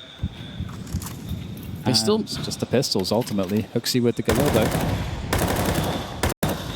It is interesting to see so many teams show that triple cross. Okay, Bacardia. Centaurus here realizing that there's a lot of people on the other side. Probably not worth it. If they can take down Bacardia, that would be massive here. He's looking the wrong way. The quick flick though. Is there a trade? There is. HOTU takes it, but 3v4 still. And Jota's going to make his way down. Do they have any way to plant? They do have a smoke. Yeah, they could. Especially if they could find Jota. Might as well fight him. Yeah, HOTU knows he's out in the open. And Jota needs to disengage. You've got the advantage right now. You don't really need to die. The Des was talking about it. He did that a lot on the opening map, and it really cost him. So it's nice to see him not really go into that battle, because there's nothing to win. All you can do is give back the advantage to Astralis if you go for the fight. And as long as he's alive, he's a problem for the Danish side here. There's a wide swing, 30 seconds, a 2 versus 4. Now, Astralis won a round like this one on Mirage. They should not be able to win another one here. Nice grenade, headshot that explodes stavn. Very well done. And I have to say, WotZik looks like a totally different player from the Swiss stage. Yeah, looks totally different. And I felt like he was kind of sleepy in the Swiss stage, but since he hit the stage, first stage match, big performance. So far in this game, big performance. Not missing the shots, hitting the key, and hard flick shots. I agree. Stepping up for the team. Another one of these alt players that came booming onto the scene and then very much disappeared and has had to rebuild his career, this time with an all-Turkish lineup. And I must say, I think it's so hard to do, maybe especially for alt players, maybe especially for alt players in CS2, because a lot of them just don't like it, but yep. WOXIK's done tremendous work. Just pistols on the Astralis side. What an opportunity right here for Aurora to actually build strong money. They've already got some in the bank, but if they don't lose anyone, which they shouldn't lose too many, it's not bad. And there we go, one player dead. And so the round gets weaker for Astralis. Oh, able to catch a timing though, but still, WOXIK just making the correct moves. Can't punish him if he runs away. Jota taking one down in the meantime. Oh, WOXIK with another whiff, and Device picks that one up, but they can't recover the AWP. They cannot close the distance. In comes Jota, and there goes Astralis. Yeah. Blocks dealt with. It's fine. They can pick up the AWP as well. They got there, so I think they're going to be all right with it. I don't really mind. Bit stressful for WOXIK, but ultimately not a big deal. Another timeout being used. I do want to highlight, and maybe it's more an open question because I truly don't understand it myself, but as far as I can tell, every team in the world right now, when they smoke off, they throw the waterfall smoke onto the mini position, and then they throw 2 more smokes that cross over towards the garage. That's every team. The only one that doesn't, that I've seen, is FaZe. For some reason, FaZe, they throw 2 smokes that are in a straight line from mini, and that's like just their own thing at the moment. I'm just very interested. I've tried to look through it, find demos where I could do something else, and I mean, I guess using 3 smokes outside, it does almost feel like the waterfall smoke in that case is like a bit redundant. You're just doing almost more than you need to. So maybe FaZe are ahead of the meta, or maybe I'm missing something completely. Tweet at Anders. Yeah, give me a good answer. I'm not smart enough to figure it out. Well, 4-4 rifles, and there's really not a lot here for Astralis, even in the util camp. They've got 2 smokes left after throwing their wall of smokes, and we do get a little connection there onto Device. Small bit of damage. This could be the kind of swing round that Maui is bringing up, where they might try and attack in towards mini. Oh, it's chaos outside, but still working out for Aurora as they trade favorably. HooXi does get a kill. Nearly taken down on top of the container. Device and HooXi. Yeah, that's not a fight you want to take. You're going to have to get back off of that one. Unfortunately, also, that's the bomb that is slightly trapped out here. I don't know really what the plan was going to be. It seemed like they did want to just jump through and fight towards hell there, but they just got shut down really hard. And another issue for Device, I mean, he heard the reload up there, so he knows someone's up there, or could be near, so he can't really move. And now there's been so much time that's passed, he can no longer even get out towards T-spawn. He's also staring straight into the sun, Dan. You're not supposed to do that. Oh, there it is. Okay, well, that's it. You probably couldn't see him because of the sun. He was it's possible. The after burn, HooXi in, trying to find a headshot to Jota. Oh, unable to get that done, though. Some extra damage would have been nice, because right now it feels like Aurora they are so comfortable. They're just out there on the deck chairs, leaning back, full recline. Yeah, we've only ever had JDM try to do that in a tournament. And it's a long time ago. The kids won't know. That's true. Well, Centaurus shaking his head. I don't know why. They're doing a fine job. 5-4. Money again limited on the Astralis side. Honestly, Aurora from a slightly weird start here on Nuke. I must say, they're recovering this game super well. They've got money. They're already up a map. They shouldn't be sad at all. stavn with a leg and the grenade falling over. All right, he could have run into it, but that did not happen. Some shots coming through the smoke here, but there's no reason to risk a lot. If you're Aurora, you just stay far back, play grouped up, play for the trades. You know you're going to be able to get the round by like that. Couple of good shots here. And the rest of Astralis hoping for a bomb plant down below. Could be catching Mercadia, but I mean, honestly, in that scenario, you're happy to get a kill. Yeah, and it's going to be a blessing if they can get this bomb planted. Smoke will help that, though. So some extra cash secured into the next round. He's there looking for a 1v1. Who's going to take the fights? Will he even have the timing? Well, there's a reload, so now they know precisely where he is, and his teammates there as well. They try to play the bait game to double up on that stairs position. And, oh man, Aurora have dodged basically everything at this point, and they have closed the distance, and now they go in for the kill. HOTU finding it with the Tech 9, though. Imagine now, can he also get a kill here? Yes, finally, kills coming in. Just enough time for the defuse. That got a little hairy there. If they manage to get another kill, it starts to get really, really close, but 6-4 for Aurora. Yeah, I'm getting really worried. It's a good job that they went for the defuse while that battle was still happening, just to, because that put a lot of pressure on Astralis. But obviously much closer than it should have been. I kind of agree. The last 2 rounds of the half is coming up now. See how this one plays out. Astralis 4 rounds, I don't think is quite enough on the T side of Nuke. I think you're going to have to get up to about 5 or 6 to really start to feel good. MIBR, by the way, leading from the front. It's not the first time we've seen it either. 10-3 on him. It's one of the really cool things about this squad. Trade is favorable. Yabi goes down, but he did get the opening shot onto Woxic, and now the dive down. stavn has already made its way past. There's nobody else down there from the CT side. Oh, okay.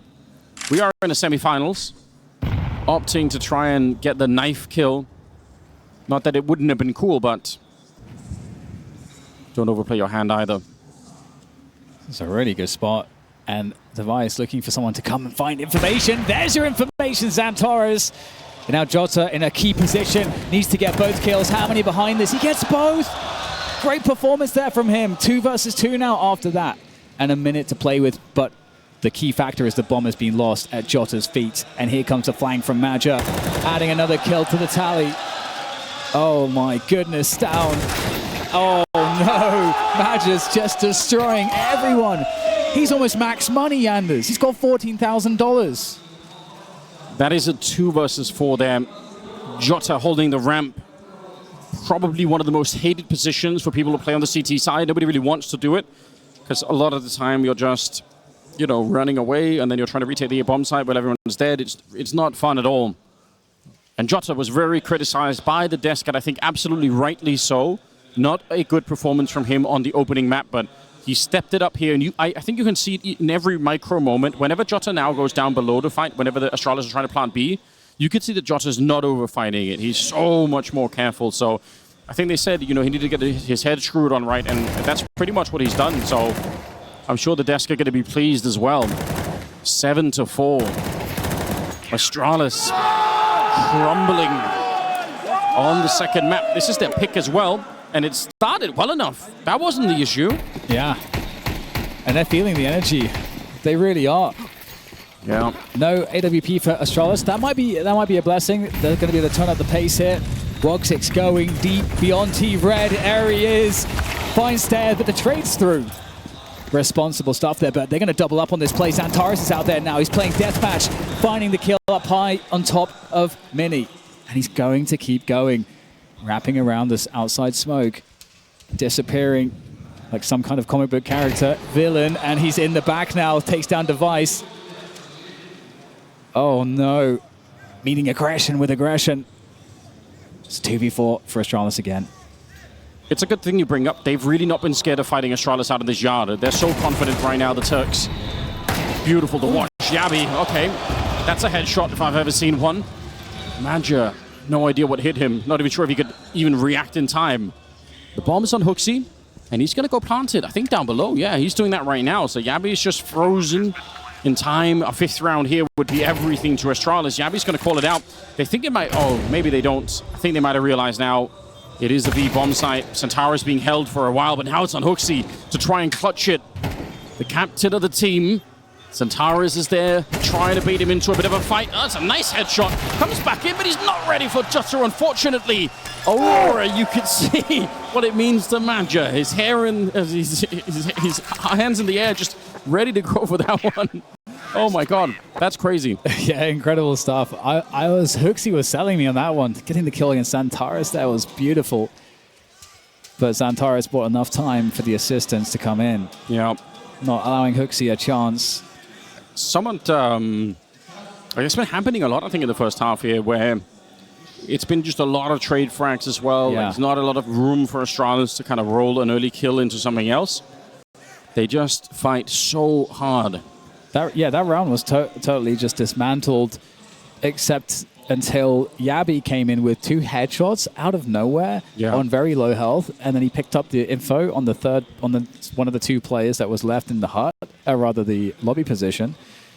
So it really does feel like Astralis, even on map 1-2, they need individual moments, and then they build off of the mid rounds when some individual or other kind of pops off, gets a couple kills out of a crazy scenario. And that is generally where we're seeing Astralis find success. Yeah. But they're not finding the success off of really getting into good positions, off of their defaults, off of their strats quite as much right now.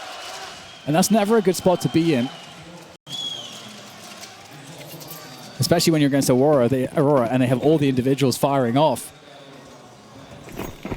They have so much to prove, Aurora. Their world ranking demands better results than what they've got so far.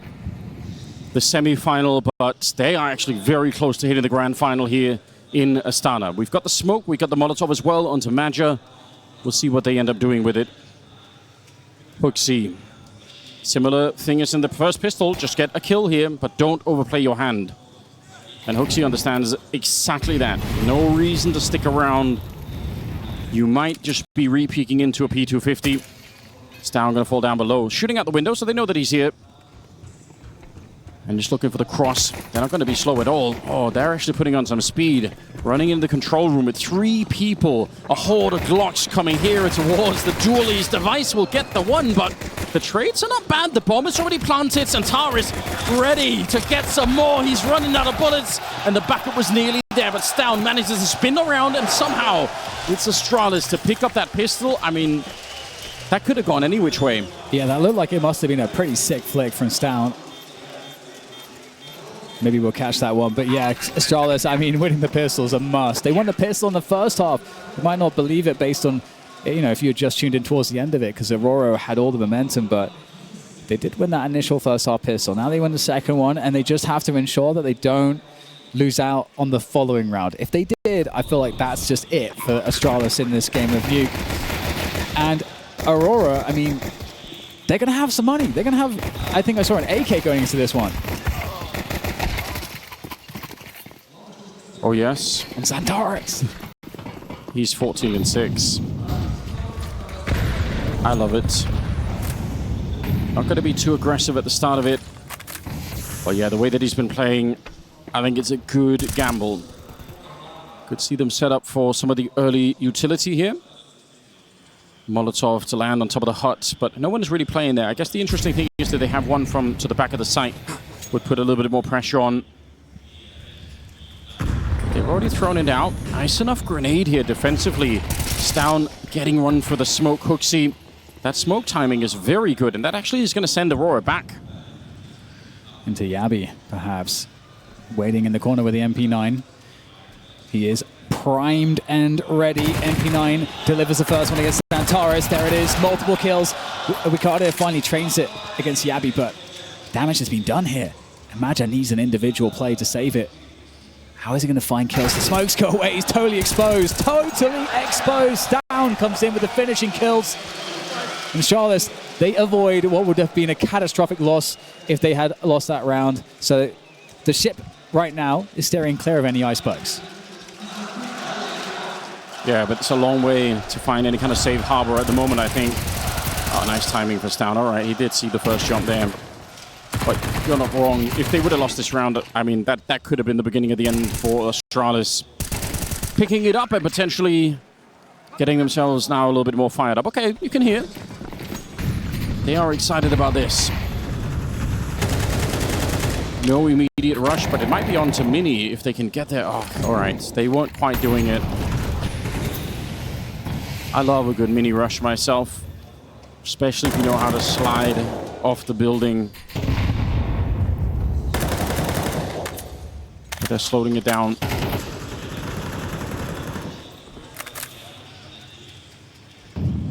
Good opening pick up there.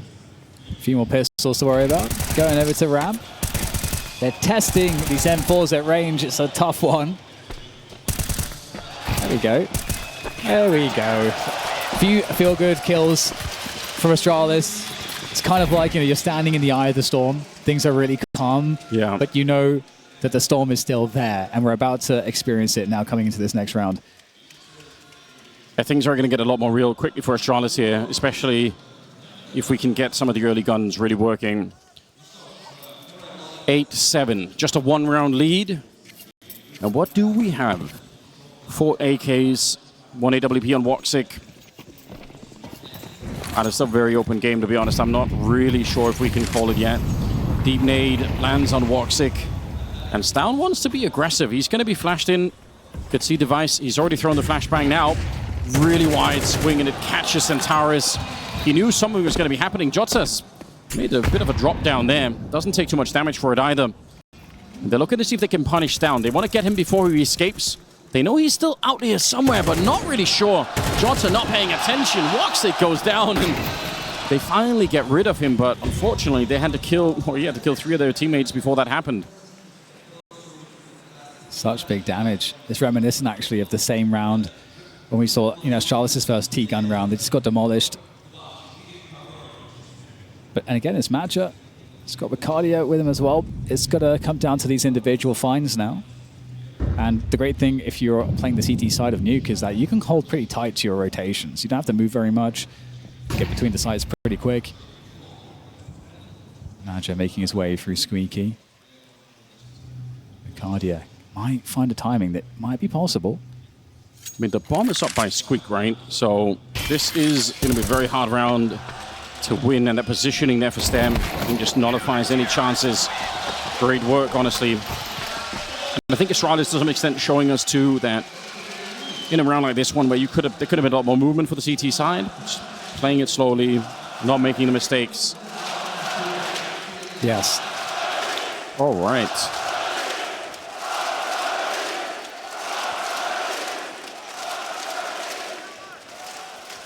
It's so cool to hear that here in Astana. 8-8. And suddenly it feels like all the past sins for Astralis have been washed away. Now they've managed to get to this point, have a good economy, and they're putting Aurora now through the paces on this T side. Yeah, and I guess the question becomes now for Madja, how do you have a couple of good calls here? Again, we got the hero AK picked up now. Sort of tempting to try and get out into the yard and see if you can have him play around that. I mean, I'd put some money on Centaurus winning a fight out there if I had the opportunity, so maybe a way to do it. Early smoke goes down towards the yard. Incendiary was going to try and stop the normal smoke wall there. That's the CT side hoping to block that. I don't know if it blocked one of them. Maybe it did.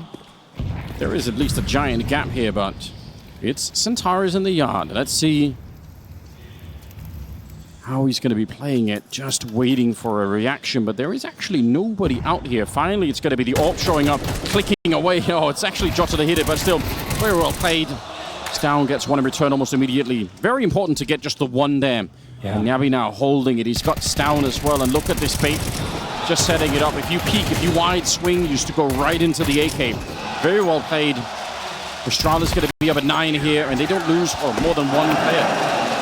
And I love the detail there. I mean, firstly, stavn knowing the lineup for the smoke to connect with the players running stairs, that's great.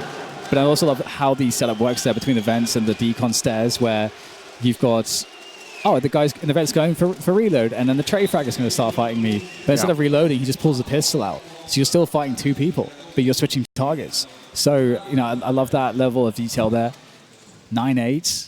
And we get the AKs back out again for Aurora. And what we had from Astralis on that last gun round was that Aurora played was an aggressive outside movement. I don't think we're going to see that again necessarily. You can't just throw it out constantly. Some teams do it. I mean, I'll put the question to you. Do you expect that, Anders? Do you think Astralis will go aggressive again?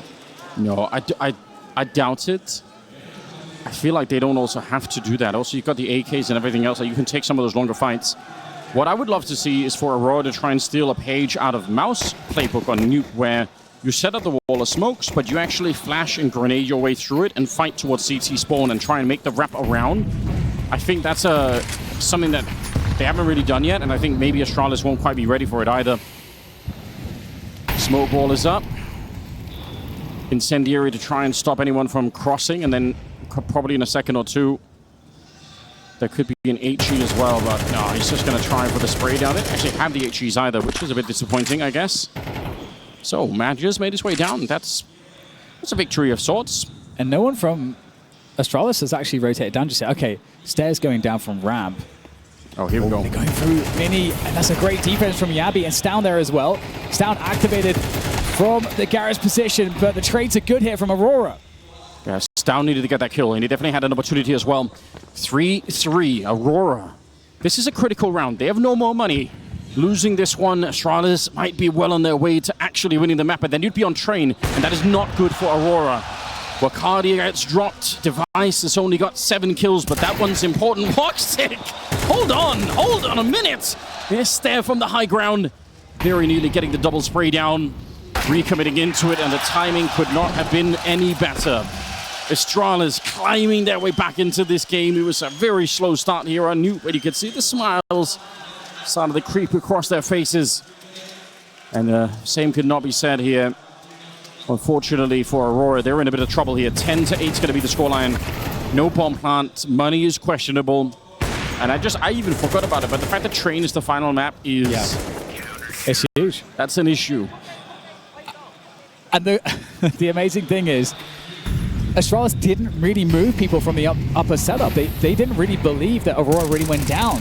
I don't know how they worked out that read, but 10-8 up against pistols, SMGs, just a hero AK on Jota. In fact, it's a Galil. My bad. It's a Galil. Still, the Galil can be dangerous. But Astralis feeling it for sure. Big gap in the smoke, and I think it's because of the same thing. It's the incendiary. No one's watching it. It's down. Oh, he does hear the crowd a little bit, and he wants to punish it, but not enough damage here. Device, easy shot onto Madger. And they can probably guess what's going on now. Yeah, they're going to be rotating people down. I think Astralis know Aurora might have missed their opportunity. If they really wanted to do it here when they lost Madger, it might have been just time to run and really see if we get the job done. stavn is playing such an excellent game right here. Up to 19 kills. Lands a couple of headshots. Once again, it feels so difficult. Astralis have done such a good job on this Nuke CT side, always staying ahead of their opponents. Good reads. Good positioning off of the reads.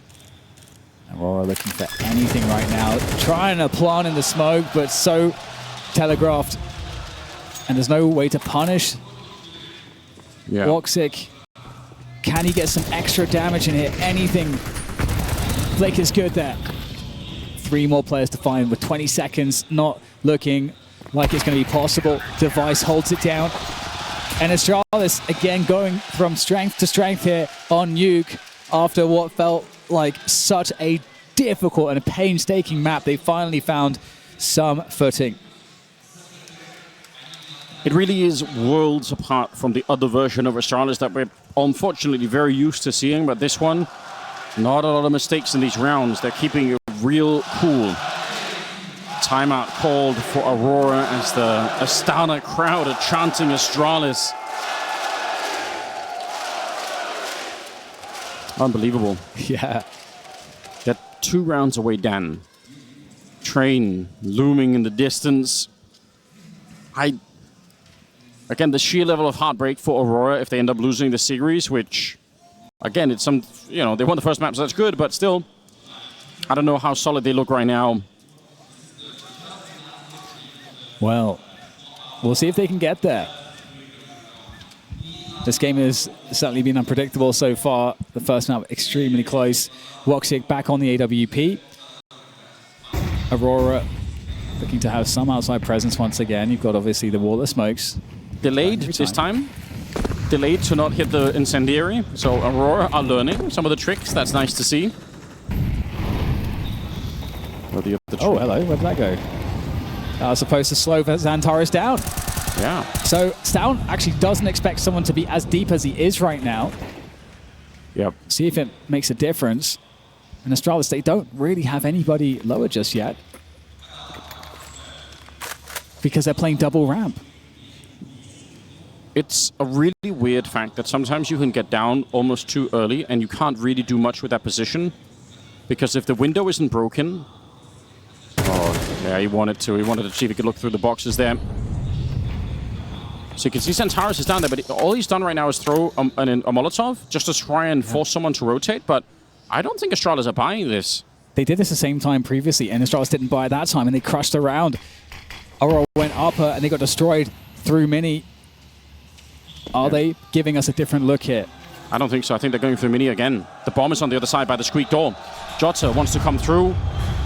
Waiting to run, but stavn is there holding it, and now the smoke goes up to stop the bomb once again. The timing is crazy for Astralis. They've locked them out of this one.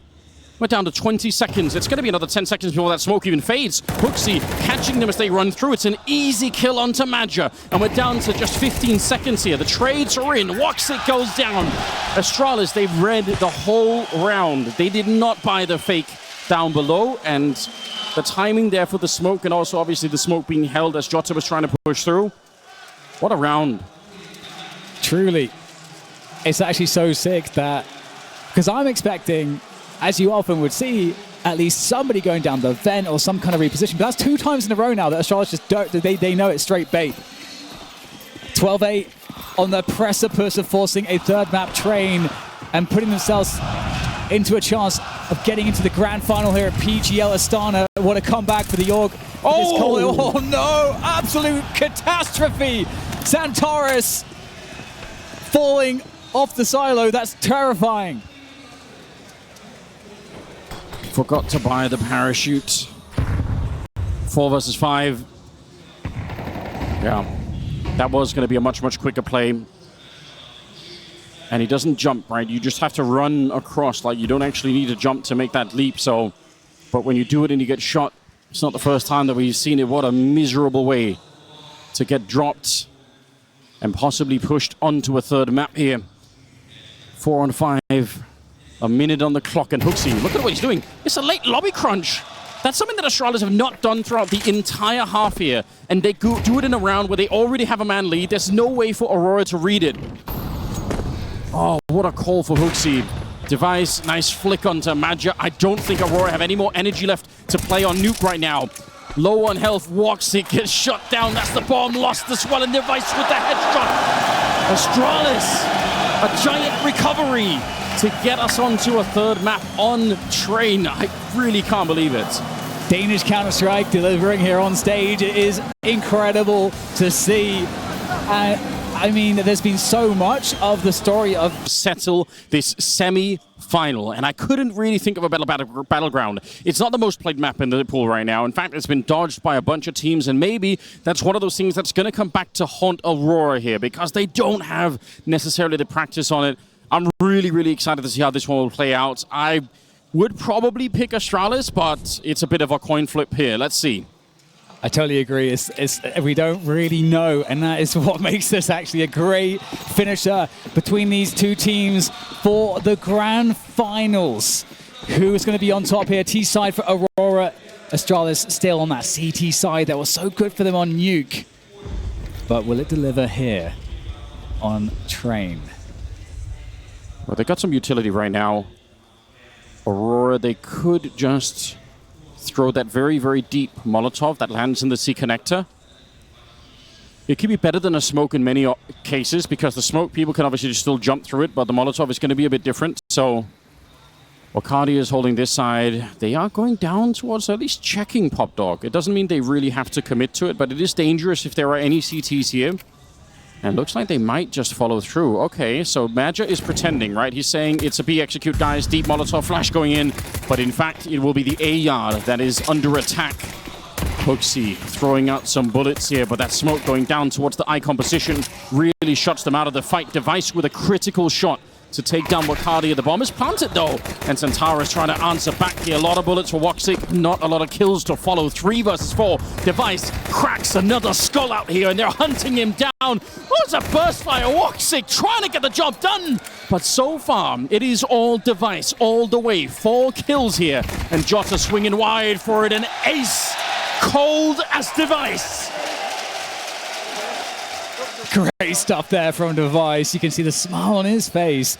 And hey, it's not just an ace. It is money being made for the player that has to buy that AWP. And here we get to see it again. The first kill did feel somewhat labored. Only a couple bullets left, but then the clinic here for Device. Falling back to a teammate before returning with the vengeance, with the wrath. And that's 3 pistols in a row that Astralis have actually picked up here against Aurora. Man, it almost brings a tear to your eye, doesn't it? Yeah, but they've bought into this one, Aurora. They've got some Galils on deck. 3 Galils, just a 1 Mac 10 for Wakadia. Device is a player that's been, his career has been in such a weird state, right? He had to miss the Shanghai Major because of, well, who knows what problems, but he didn't end up playing, and there's been so many questions around it, so much that doesn't seem to have gone very well. Personally, never thought that he was ever going to be able to fit into Cadian's crazy Counter-Strike, which I think is great fun, but I just don't see Device as the kind of player who could do that. The Hooksy brand here, though, I feel like he's looking so much improved. stavn and Stare out in the yard. It is a bit of a 2-3 split right now, which actually is a bit dangerous. Again, having, well, now they've got 2 in the A yard, so Astralis have a bit of a read. Maybe going off of what the desk was saying. The grenade goes down. Very nice spray. Oh, that's so important. They don't really have the defense right now, so getting those 2 kills right off the bat is super critical. And able to play those defensive positions, let the T's come out into the yard. Move into your crosshairs, precisely what Device does as Woxic now remains. And it's a quick flick, but can't find the target. Hooksy is instead the victor, and the calm and controlled CT side of Train. A map that honestly is quite similar to Nuke in how you kind of think about it in terms of CT rotations and just how you kind of crunch the numbers. And so Astralis, we talked about in the previous map too, you just have to get past that dangerous round, and they just did it right there. Yeah, don't fall early on. Although, having said that, there are 4 Eagles in play in this round. I mean, why not? Nicely done. Goodbye. Yeah, they get rid of one of them. Got to do a little bit more like that, and it's going to be fine. So aggressive. stavn, he was a real machine on that second map, and I do feel like he's the kind of player that once he senses a bit of weakness in the opponent, it's like his level just goes up. It's like once he's got the upper hand, he's just willing to try a little bit more. He does the extra, and it does pay off here. Couple of good kills to slow down Aurora at the get-go. And Device just hanging around. No reason they need to do anything.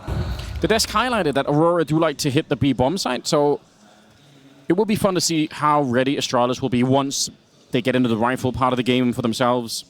A lot of different ways to try and defend it. And plant would be really good, but with only 3 players, normally the CTs you wouldn't want to necessarily fight up close, but here, you know, we could see Astralis just contesting and just trying to deny the bomb plant completely. So it's not the bodies to throw at this. And is Antares down? Well, don't even get to finish the sentence. It is easy there for Astralis as they pick up the 3-0 start, but now, much like we said in the previous map, now we get into the territory where we would expect to see the full buy round, and, you know, suddenly Aurora maybe, you know, putting their game plan onto Astralis. I mean, this is going to be the first real test, isn't it? Did that just rip over his Aurora sign? I think he might have. He's mad. It's pretty common, Anders, in this situation for the CTs to actually try to play aggressive. Maybe a pop push, maybe getting T main, stuff like that. And indeed, that's exactly what we're going to see. stavn is making his way up there. I love it. Don't step into the flames. Slows it down. If he touches the flames here, they're going to hear it, but the timing is crazy. He knows what he's doing. Centaurus, I don't think he has any clue at all. You could see from the way that he's peeking that angle that he's not ready for it, and this is so aggressive. stavn's only got 4 kills, but all of them right up in their face, like you already said it, and you could see the follow-through here. Aurora, where did they go? If you can't control this part of the map for the Ts, then there's not that much left of train that you can really do. And you have a game plan when you go into the round, like where you want to open the round, and a disruptive play from Astralis. Now you've just got a mid-round. You've just, whatever plan you had, you've got to throw it out. You've got to reassess the situation. They just took forward space on you. Yeah, good rotation to bring in Yabi over to the B-bomb site, but it'll be a bit of a wraparound here. stavn's already spotted them up with a bit of a jiggle. 45 seconds, Major, wide swing, and they... I don't know, he honestly could have caught stavn there. I don't think that was out of the question, but stavn is red hot at the moment. Burning up Aurora. HOTU Molotov out of this position, but we're down to 30 seconds. Someone's going to have to make a move. Someone's going to have to get a kill here on the Turkish side. Otherwise, they're going to get wiped out in this one. Nice shot. Device finding a kill. He's 7-0. 5 of them in the pistol, obviously. Jota, it's a nice kill, but I don't think it changes anything. 18 seconds on the clock. His teammate's not even really with him right now. And they might just have to save what's left. The AWP and the AK, no chance to get into any site here. So, very interesting start. Oh, please. Please, Device, don't do it to him. Don't do it to him, Device. Have you been taking only pixels, Warhags? What's happening? Try and do it. Oh. 4-0. And they can play defensively now, Anders. They threaten the aggression. So now Aurora have to necessarily wait for that. They have to respect that it could happen again. I mean, hey, Astralis could actually do it again. I mean, they could. Well, especially, it's easier also, especially with the pop dog push that we just saw, it's easier when Aurora don't have the basic utility, because the way to stop it is to Molotov the position from T-main, which, if you don't have the Molotovs, then it doesn't really matter. So, yeah, it's easier right now for Astralis to do it if they were interested. Doesn't seem to be the case at the moment. Just some early utility to really slow things down. Wow, 4-0. They've got just 1 AK, but they picked up an AUG at the same time on Yabi. So, definitely becoming a more popular weapon on train. The run boost over here. It is a nice trick. Classic move on train since go. Oh, Jota's close. stavn has no idea. Nade in hand. Easy kill for Jota. Able to spot one more. Astralis have to fall back a little bit in the site here. Stayers really out in the open. Would have been able to play off of stavn, but right now isolated. So you've got to be cautious. HOTU on the other end. Oh, a little bit slow to that one. You can't be slow against Centaurus. Yeah, it's got to be frustrating. He had the right read, but out-dueled here. Oh, Stairs got to get that fight. Oh, no. A couple of big slip-ups here on the Danish side, unfortunately. Will give a big opportunity for Aurora to finally pick up their first round. Warxik will dispatch of Device. And Yabi will be saving the AUG somewhere else if he is allowed to. Okay. Kind of a weird round, but you did get to see a cool bit of utility that's obviously become very popular too. That smoke that Centaurus is using to be able to fight just on his left-hand side is thrown all the way from T-spawn, and it bounces, or like it almost bounces off C-connector and goes through Icon and lands back there. So it's a very, very deep smoke. Nice find out of Yabi. They take all the guns, and Astralis put on a bit of a cooldown. And it is a bad situation in many respects for Astralis, because obviously this initial kill, normally stavn's going to spot Jota and he gets to slow it down, and then they can readjust the setup. And then in that way, then Astralis are really playing against the strat from Aurora. But because of that kill, it just becomes a scrappy round. So we don't really know fully how that was going to execute from Aurora, but they're going fast into T-main this time. And Ricardia straight out. Is he going to get caught here? Quick incendiary to limit the space. But they're looking to go faster, Anders. Yeah, they didn't want to slow it down. Nice smoke up here. They're going to get the first one, and that does slow them. Ricardia, the backup was almost there. It was a second away, and they would have been there from Pop Dog to help him out, but the smoke going down from the CT side, it couldn't have been better timed. It stopped the backup from showing up. Warxik, double scoped on by Device, and they're going to swap it out. Stair gets the AWP. Device will play with the M4 instead. And this can't happen to Aurora. They absolutely need And win the round now is going to be hard, but they need a lot more damage here. They need to get at least 3 kills. See if they can bring it back. Oh, it's a nice shot from Centaurus. That's the beginning. HOTU's on a flanking mission, and unfortunately, that's the bomb out there where he's headed. So if he could be quick enough, there might be a chance that he could slow it down. Some shots swinging through, but really no one on the other side to receive. That bomb is still slowed, and we're looking at 40-second. HOTU is just creeping closer. He's about 10 seconds away from really being put into the round here. Device has to play a bit of a distraction, but hopefully without dying as well. Bomb being attempted. Device, do you want to take the risk? He does, and he slows it. Even when the kill happens, no flank from HOTU. He's going to get killed instead, and it's a 2-on-2. Jota finding a moment, but that's the moment for the CTs to go in. Gabby takes down Centaurus. Jota playing the train. It looks like a trade set up here. There's the double swing. You can't do anything about that. Jota goes down. It's money for the T's, but it is a small consolation because the reality is their economy's been completely reset. They only just won a round. This is the worst way to have a half play out. Yeah, not bad at all. 5-1. Well, they have a bit more money than I was expecting too. So I guess that's something for Aurora. The round loss kind of kicking in, I guess, with the extra bonus.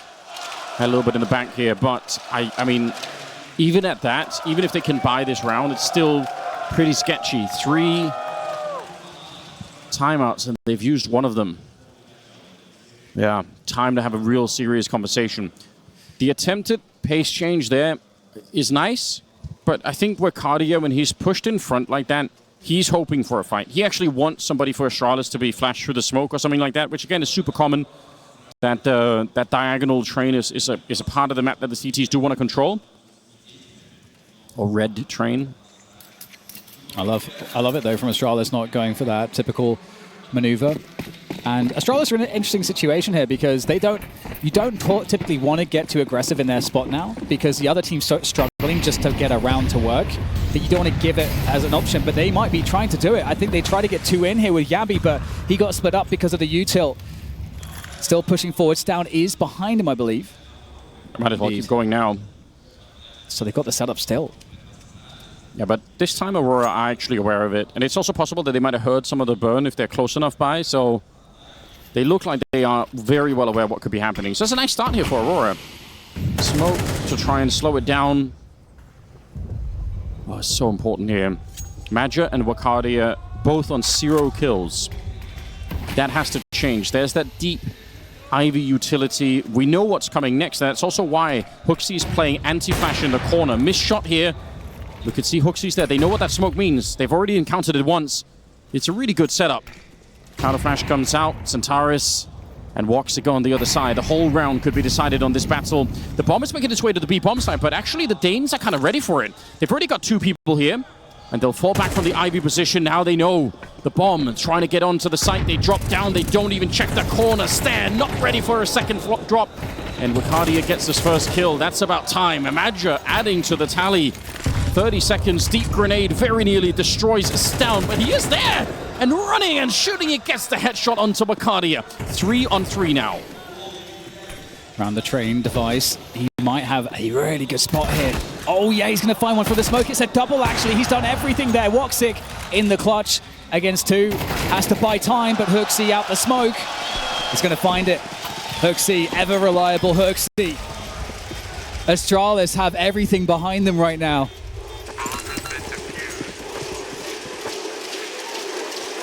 Right on cue, Anders. HOTU chance in the arena. They are absolutely loving it here in Astana. The Giga Chad ready.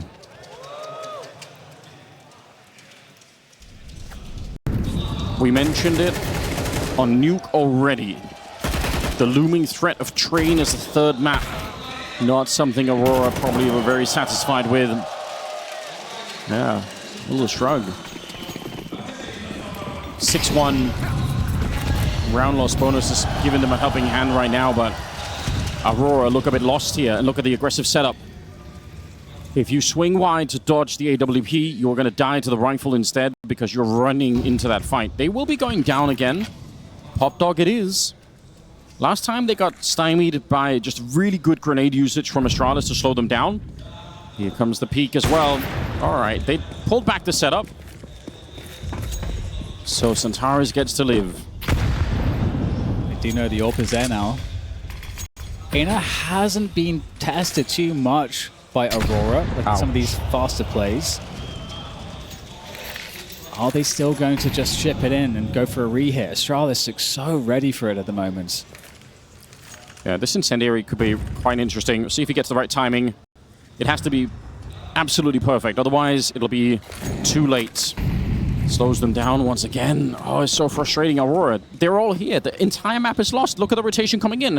Astralis, they kind of know it. They felt it. There's no one else anywhere on the map. A third man rotating in. This is very bad news. Turks, they must fight back. They need more rounds here. This is a critical run. Jota's already down. The bomb getting dropped in here. So it will be planted if nothing else. Good spam onto Yabi. He's going to end up getting dropped. Bomb planted now. Yeah, flash beyond the smoke. Desperately trying Aurora to gain this forward space, but Device defends again from by that connected position. HOTU, what a headshot from him, but Centaurus, the Terminator's online! Bringing the AK headshots for days! Centaurus delivers for Aurora in the perfect, most crucial moments. 2-6 now as they fight their way back into this one. Well, that, ladies and gentlemen, is what it means to have a star player on your team. How could you have seen this coming? Disgusting kills coming out. And the read at the end. Once he gets the first couple, you just know it won't stop. Just makes him look like a robot, doesn't it? It really does. That's the second. Unfortunately, that is only the second round. Now, the big deal is the fact that the money is a bit low on Astralis, and they actually decide to invest into this round. Which, this could be the real turning point for the first half. If Astralis win this one, they might just crush Aurora. But if it goes the other way, then it's a window, a step back into the game for Aurora. They could get all the way up to something like a 6-4 scoreline actually pretty quickly. And here comes the other question, though. When you have this kind of a bye, this is where it could be enough of a surprise for Aurora if you go for an Ivy push or something where you haven't done that before. We'll see. Yeah, it's a good setup. The stakes are super high indeed. Box is looking for the pick. Denied. No Ivy push from Astralis, but Aurora making their way down there once again. They've done it quite a few rounds. Pixie's there with the smoke for delay purposes. And it is only Yabi on the inner bomb side at the moment, tasked with guarding that one and getting any information. It's a smoke, though, to slow things down. Aurora gets some extra ground here. Centaurus looking for the opener from Ivy. Oh, good timing. The smoke just went up, slows them down, and HOTU sends a message, don't try to run through this one. I do like this push from Jota, though. It's really important. He does get spotted, but he still very nearly had an opportunity for a kill. You could see Stare, actually, who's pushed out there, just waiting. Hard position to clear. I think Jota sees the smoke, so he probably has a bit of a read, but all things being equal, we're down to under 50 seconds. Bomb is at Ivy. If the bomb dies at Ivy, this is going to be a really weird round. Jota going to be the first casualty. A dink onto Major, and that was the bomb there. So they're running low on time and low on health as well. Woxic with a nice crouch. Takes down Stavn. 30 seconds. Spin around here. Stare going to get the first one. The FAMAS sings for him. He gets a shot onto Bacardia. And now this round is slipping out of the hands of Aurora. They don't have much left. Stare finds one more. A triple. He's been so good for Astralis in the playoffs here at the semifinals. That kind of a round just might push them over the edge. Back-breaking stuff. Wow. I mean, it's so, you can just see Astralis is so tuned into this one. Just even the small maneuvers like Device, doing the jump peek with the scout and instantly rotating. That's going to slow down the Ivy push. He shores up the defense on the outer yard. Staya with just incredibly good FAMAS play. Yeah. Honestly making it look way better than it is, trust me. Yeah, I don't understand it either. Here we go, Centaurus. Flashed, smoke blown open. He had the right idea, but he didn't quite trust it. And Stavn back with another opening kill. Device has got 14-4. They're trying to see if they can get quick into the A-bomb, or the B-bomb side here. Yabi's holding it, and he is alone right now. There's a real timing for it. Let's see. Just one kill would be important. Nearly caught climbing down, and they're going to flash their way through. I love it. Pushing up the sidewalk. Yabi is more than ready. Slays 3 of them, and Maja on his own. The team has been decimated as he picks up the AWP and misses a kill here. Astralis looking for 8, and Maja looking for a miracle. It will not happen. Yabi anchoring like an absolute hero for the Danes. Oh, you can just feel it. When you get those like first couple, it's just over at that point. Yabi keeps it rolling. And this is the stuff you're saying, you know, typically expecting the CD to flash through, but they just understand there's someone behind that. Yeah. Using the Silence M4, as we see Yabi styling on Aurora. Aurora have not been in such a desperate situation this entire series. They've always been able to find a way back. Yeah. Whether it's with Xantares with a 5-7, whether it's just with good mid-rounding. There's always been something, but right now it feels like the energy on their side of the stage has been completely vaporized. It's a little detail, but Yabi, once he gets the fight there, he keeps pushing forward. He is the aggressor, because he knows that if he tries to fall back, there's a chance that they will wrap around the train on the other side and shoot him anyway. So it catches 2 players off guard in that fight. That's how he gets the triple. Here we go. We're back into it, round number 11. Oh, this could be such a shock. The tournament, I don't think anyone was expecting it. Astralis, a lot of chaos coming into this one. Nobody knows what the future will hold. Stair actually spotting that out. Don't really know how. Maybe he did it on timing. But Aurora making the playoffs here. That in itself was a big step in the right direction. But right now, it's the Danes that are blocking them from reaching the grand finals there as they line up the spray. It is perfect. A triple. And quite possibly enough to push them over the edge. I don't know how much there's left here for Aurora. They seem completely to a flat line. And it's been so devastating as well. They've been on the receiving end of 3 lost pistol rounds. So they're every single time having to fight from behind at the beginning of these halves. I mean, we're not just there into the last pistol just yet. We've got one more round to play out, but we'll see what they can do here. And if they can change their fate, just 3 rounds would be so helpful. 2 AKs Galil, 2 Galils, and a scout. Little util left. A smoke. 2 flashes and a Molotov. They've got no util. It's going to purely come down to the gunfights. So Maja wants, or at least wanted to for a while there, set up that same Ivy smoke that they've been using. I think he's changed his mind now. But a couple of seconds ago, he was going to try and play that a bit differently. Yeah, smoking off towards the red train instead. We'll see if it has an effect. HOTU, nice timing on this one. They really can't afford to go through it. He's going to blow it open himself. Is there anyone spotted on the other side? Doesn't really go deep enough.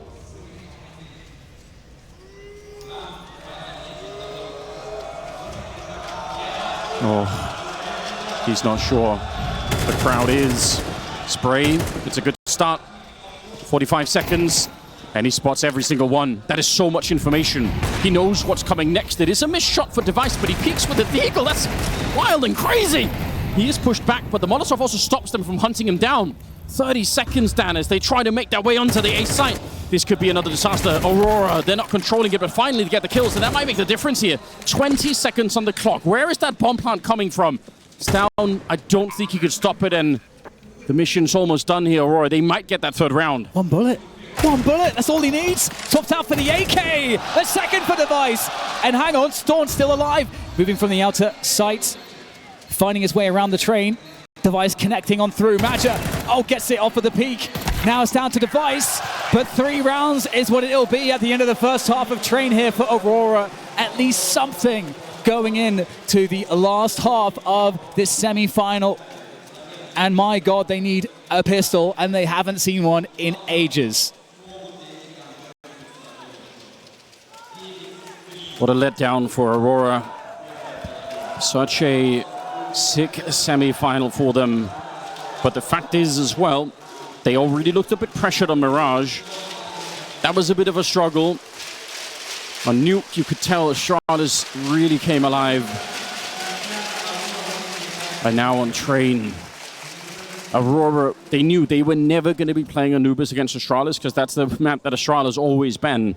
Likewise, Ancient was always going to be out of it, which is why the map Vido here was always going to be really funky. I actually thought we were going to end up playing Dust 2, but it's possible as well that because of how well Astralis played against Spirit, Aurora might have thought, no, we might not. I can't actually remember if they were the ones who banned it, but I really thought we were going to end up on that map. Not going to be the case. Instead, it's Train as the decider. Oh my god, I can't believe what I'm seeing here. 9-3, second half is coming up. One team to go to the grand final. If it's Astralis, that surely would be a bit of a headline. Aurora need a pistol. They need it so badly. And it might be fast in the movement, but Wicardia is here with dualies. What can he fight? Oh no! Stour gets it. Wicardia goes down. Astralis rolling it onto the outside. Many players here. Those Xantares in position by Connector. Repositioning. How does that even happen? How is it going like this? The pistols are raining in furiously from the Danes, and they are taking every headshot. There was a quick flank coming in, but that might not actually make a difference anymore because they've lost everybody else. Woxic alone against the world. That bomb being planted. He hasn't even had a chance to reload. He just wants to fight it, looking for a headshot. He'll get one instead. Device finds him. The speed with which they execute that round. And by the way, they throw right out of spawn a smoke that lands inside of the B side of C connector, which Aurora think means it's going to be a really fast B play. And I think they thought that all the way. Like, even when Stair got the opening kill, they still think there's a chance it might be a fast B play. They're so slow to rotate. They're not ready for it. And it's that one smoke that really sells it. 10-3 now. Astralis 3 rounds from the grand final. I love those details. Just that little bit of doubt is sometimes all that you need. And a bunch of MP9s. I mean, MP9s on this map go a long way. And the scout in Woxic's hands. Certainly known for a scout highlight or two in his career. This is a round where Aurora did want to push into PopDoc, but they were denied from the Astralis utility. So that's how Astralis got the better position. Down here towards the PopDoc hallway. Nice flashbang, but unfortunately Major, he'd already spotted out Yabi. Going to be able to get the kill. Smart move from Jota. Don't repeat that one. Listen, if you win this round, then the conversation will change quite a bit. Yeah, especially if it's clean. Pick up some AKs. Now, Astralis in a position Aurora were in on the CT side, where it's, you got to figure out how do you recover this. Match is still on this position. HOTU looking for the swing. It's the timing, the movement. Still not good enough. The Galil delivers, and that's going to be entry now here into the speed sites. And Device with the bomb, that's going to go down. Astralis now, the hardest part done. Get the bomb down. And the deep utility here, really putting pressure on. Xantares getting caught. There is a flank obviously coming in as well. And actually one for the CT side. But for Jota, it's a lot harder. He needs his teammates to manufacture an opening. If he gets spotted out here, which he almost already has, I think now the footsteps are being heard. Hold on, what? HOTU goes down. Jota finding the shot on Device. I need to know how that scout shot landed. stavn comes in with a flank. He gets the one and a double spray down. It's going to be plenty enough. Stair and stavn puts Astralis at 11. They survived the round, but that was crazy close. That was so close. Woxic almost enabling something special, but the Danes, they're so powered up right now. They really are. Imagine here with that really good first opening. So close to taking HOTU down. That would have made all the difference. This is that shot. All right. Oh, that's fantastic. Really well done, yeah. Such a shame for Aurora that they couldn't build from that. But it does feel like something is behind Astralis. Fate is behind Astralis right now, that they are somehow designed for this grand final. Look at Device on 17 and 6. Stair at 16 and 6. He has been the engine for this team, building their way into the grand final. Such an exciting prospect for the future. Already playing better than I think most people could have seen coming. Round number 15. The buy is very minimal here for Aurora, but it's all they could do. They don't have funds for anything else. We'll see what Astralis end up doing. They are holding early on. They're watching for the Ivy push at the moment. stavn is doing that. Also, the T-main position is being held by stavn. They're well aware that there could be some aggression coming out, and they want to stop Aurora from doing anything wild at the beginning. Really, really big slow of pace for sure. And one of the benefits of doing this sometimes on the T side is that you do drain the CTs of util, but there isn't really much util to begin with. So Astralis don't need to play super slow necessarily, because let's not forget, they're not taking contact anywhere, and Aurora can just hold their setup. So the stalemate in this particular case means that Astralis will just have to go and pick a site to plant the bomb at some point. And I think we're getting pretty close to that. You don't want to leave too little time. Was stabbed. Did stavn hear that?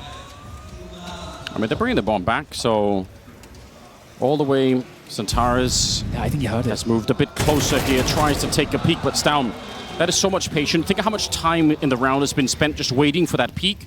Now they get it, and it puts a lot of pressure on. Jota's position is actually not that good right now. He's going to get shot in from the main. This is scary. 25 seconds. Oh, they find the kills. It's crumbling. They had the players in position, but they can hold none of it. Wakadi is out here, and even if he wins that fight, it won't be enough. 12 on the side of Astralis. They show that they can play this super late into the round strategy too, and Aurora lose patience. And it's so interesting there because when that steps her by Xantares, I think Astralis were wanting to regroup into B. But I think what happened there is once you understand that a player is that deep, that late into the round on the CT side, you're thinking, okay, well, that's the information they have. There's no way they're going to be positioned to defend a B. Because, yeah, definitely more likely. Then they like recalled the round, I think, Huxi. 12-3, this could be it. Astralis in the grand final. Yeah, it's looking like it's meant to be at the moment. They find a matcher at the beginning. Device having himself what you could definitely call a bit of a vintage performance here at the semi-final. 19 kills, straight shot, stare up to 18. He's been such a powerhouse for this team. 3 versus 5, and now it's all desperation for Aurora. How do you recover? There's no wrong answers right now. Do whatever you can. But Astralis waiting so patiently for them. Yabity takedown Centaurus. They know it's on Aurora to try and take a risk. They have to do something. And Astralis just do not care. They wait it out. They have another minute to wait if they want to. At the Turkish side, they've got to figure something out here. Woxic and Wakadi. Wakadi on 3 kills. Oh no. So little to work with. And Astralis are just bleeding them dry. Wakadi gets something, but has to go for more. And he gets shut down as well. Now Woxic, it's got to be the craziest scout highlight of his life at this point to somehow save Aurora. They're just going to dodge him. stavn is already here, looking to get the shot to send them to the grand final. Astralis making headlines with the ascension in Astana. That is so crazy. Incredible stuff there. It's just such a wholesome story to see what's happened to this roster with the addition of Huxi.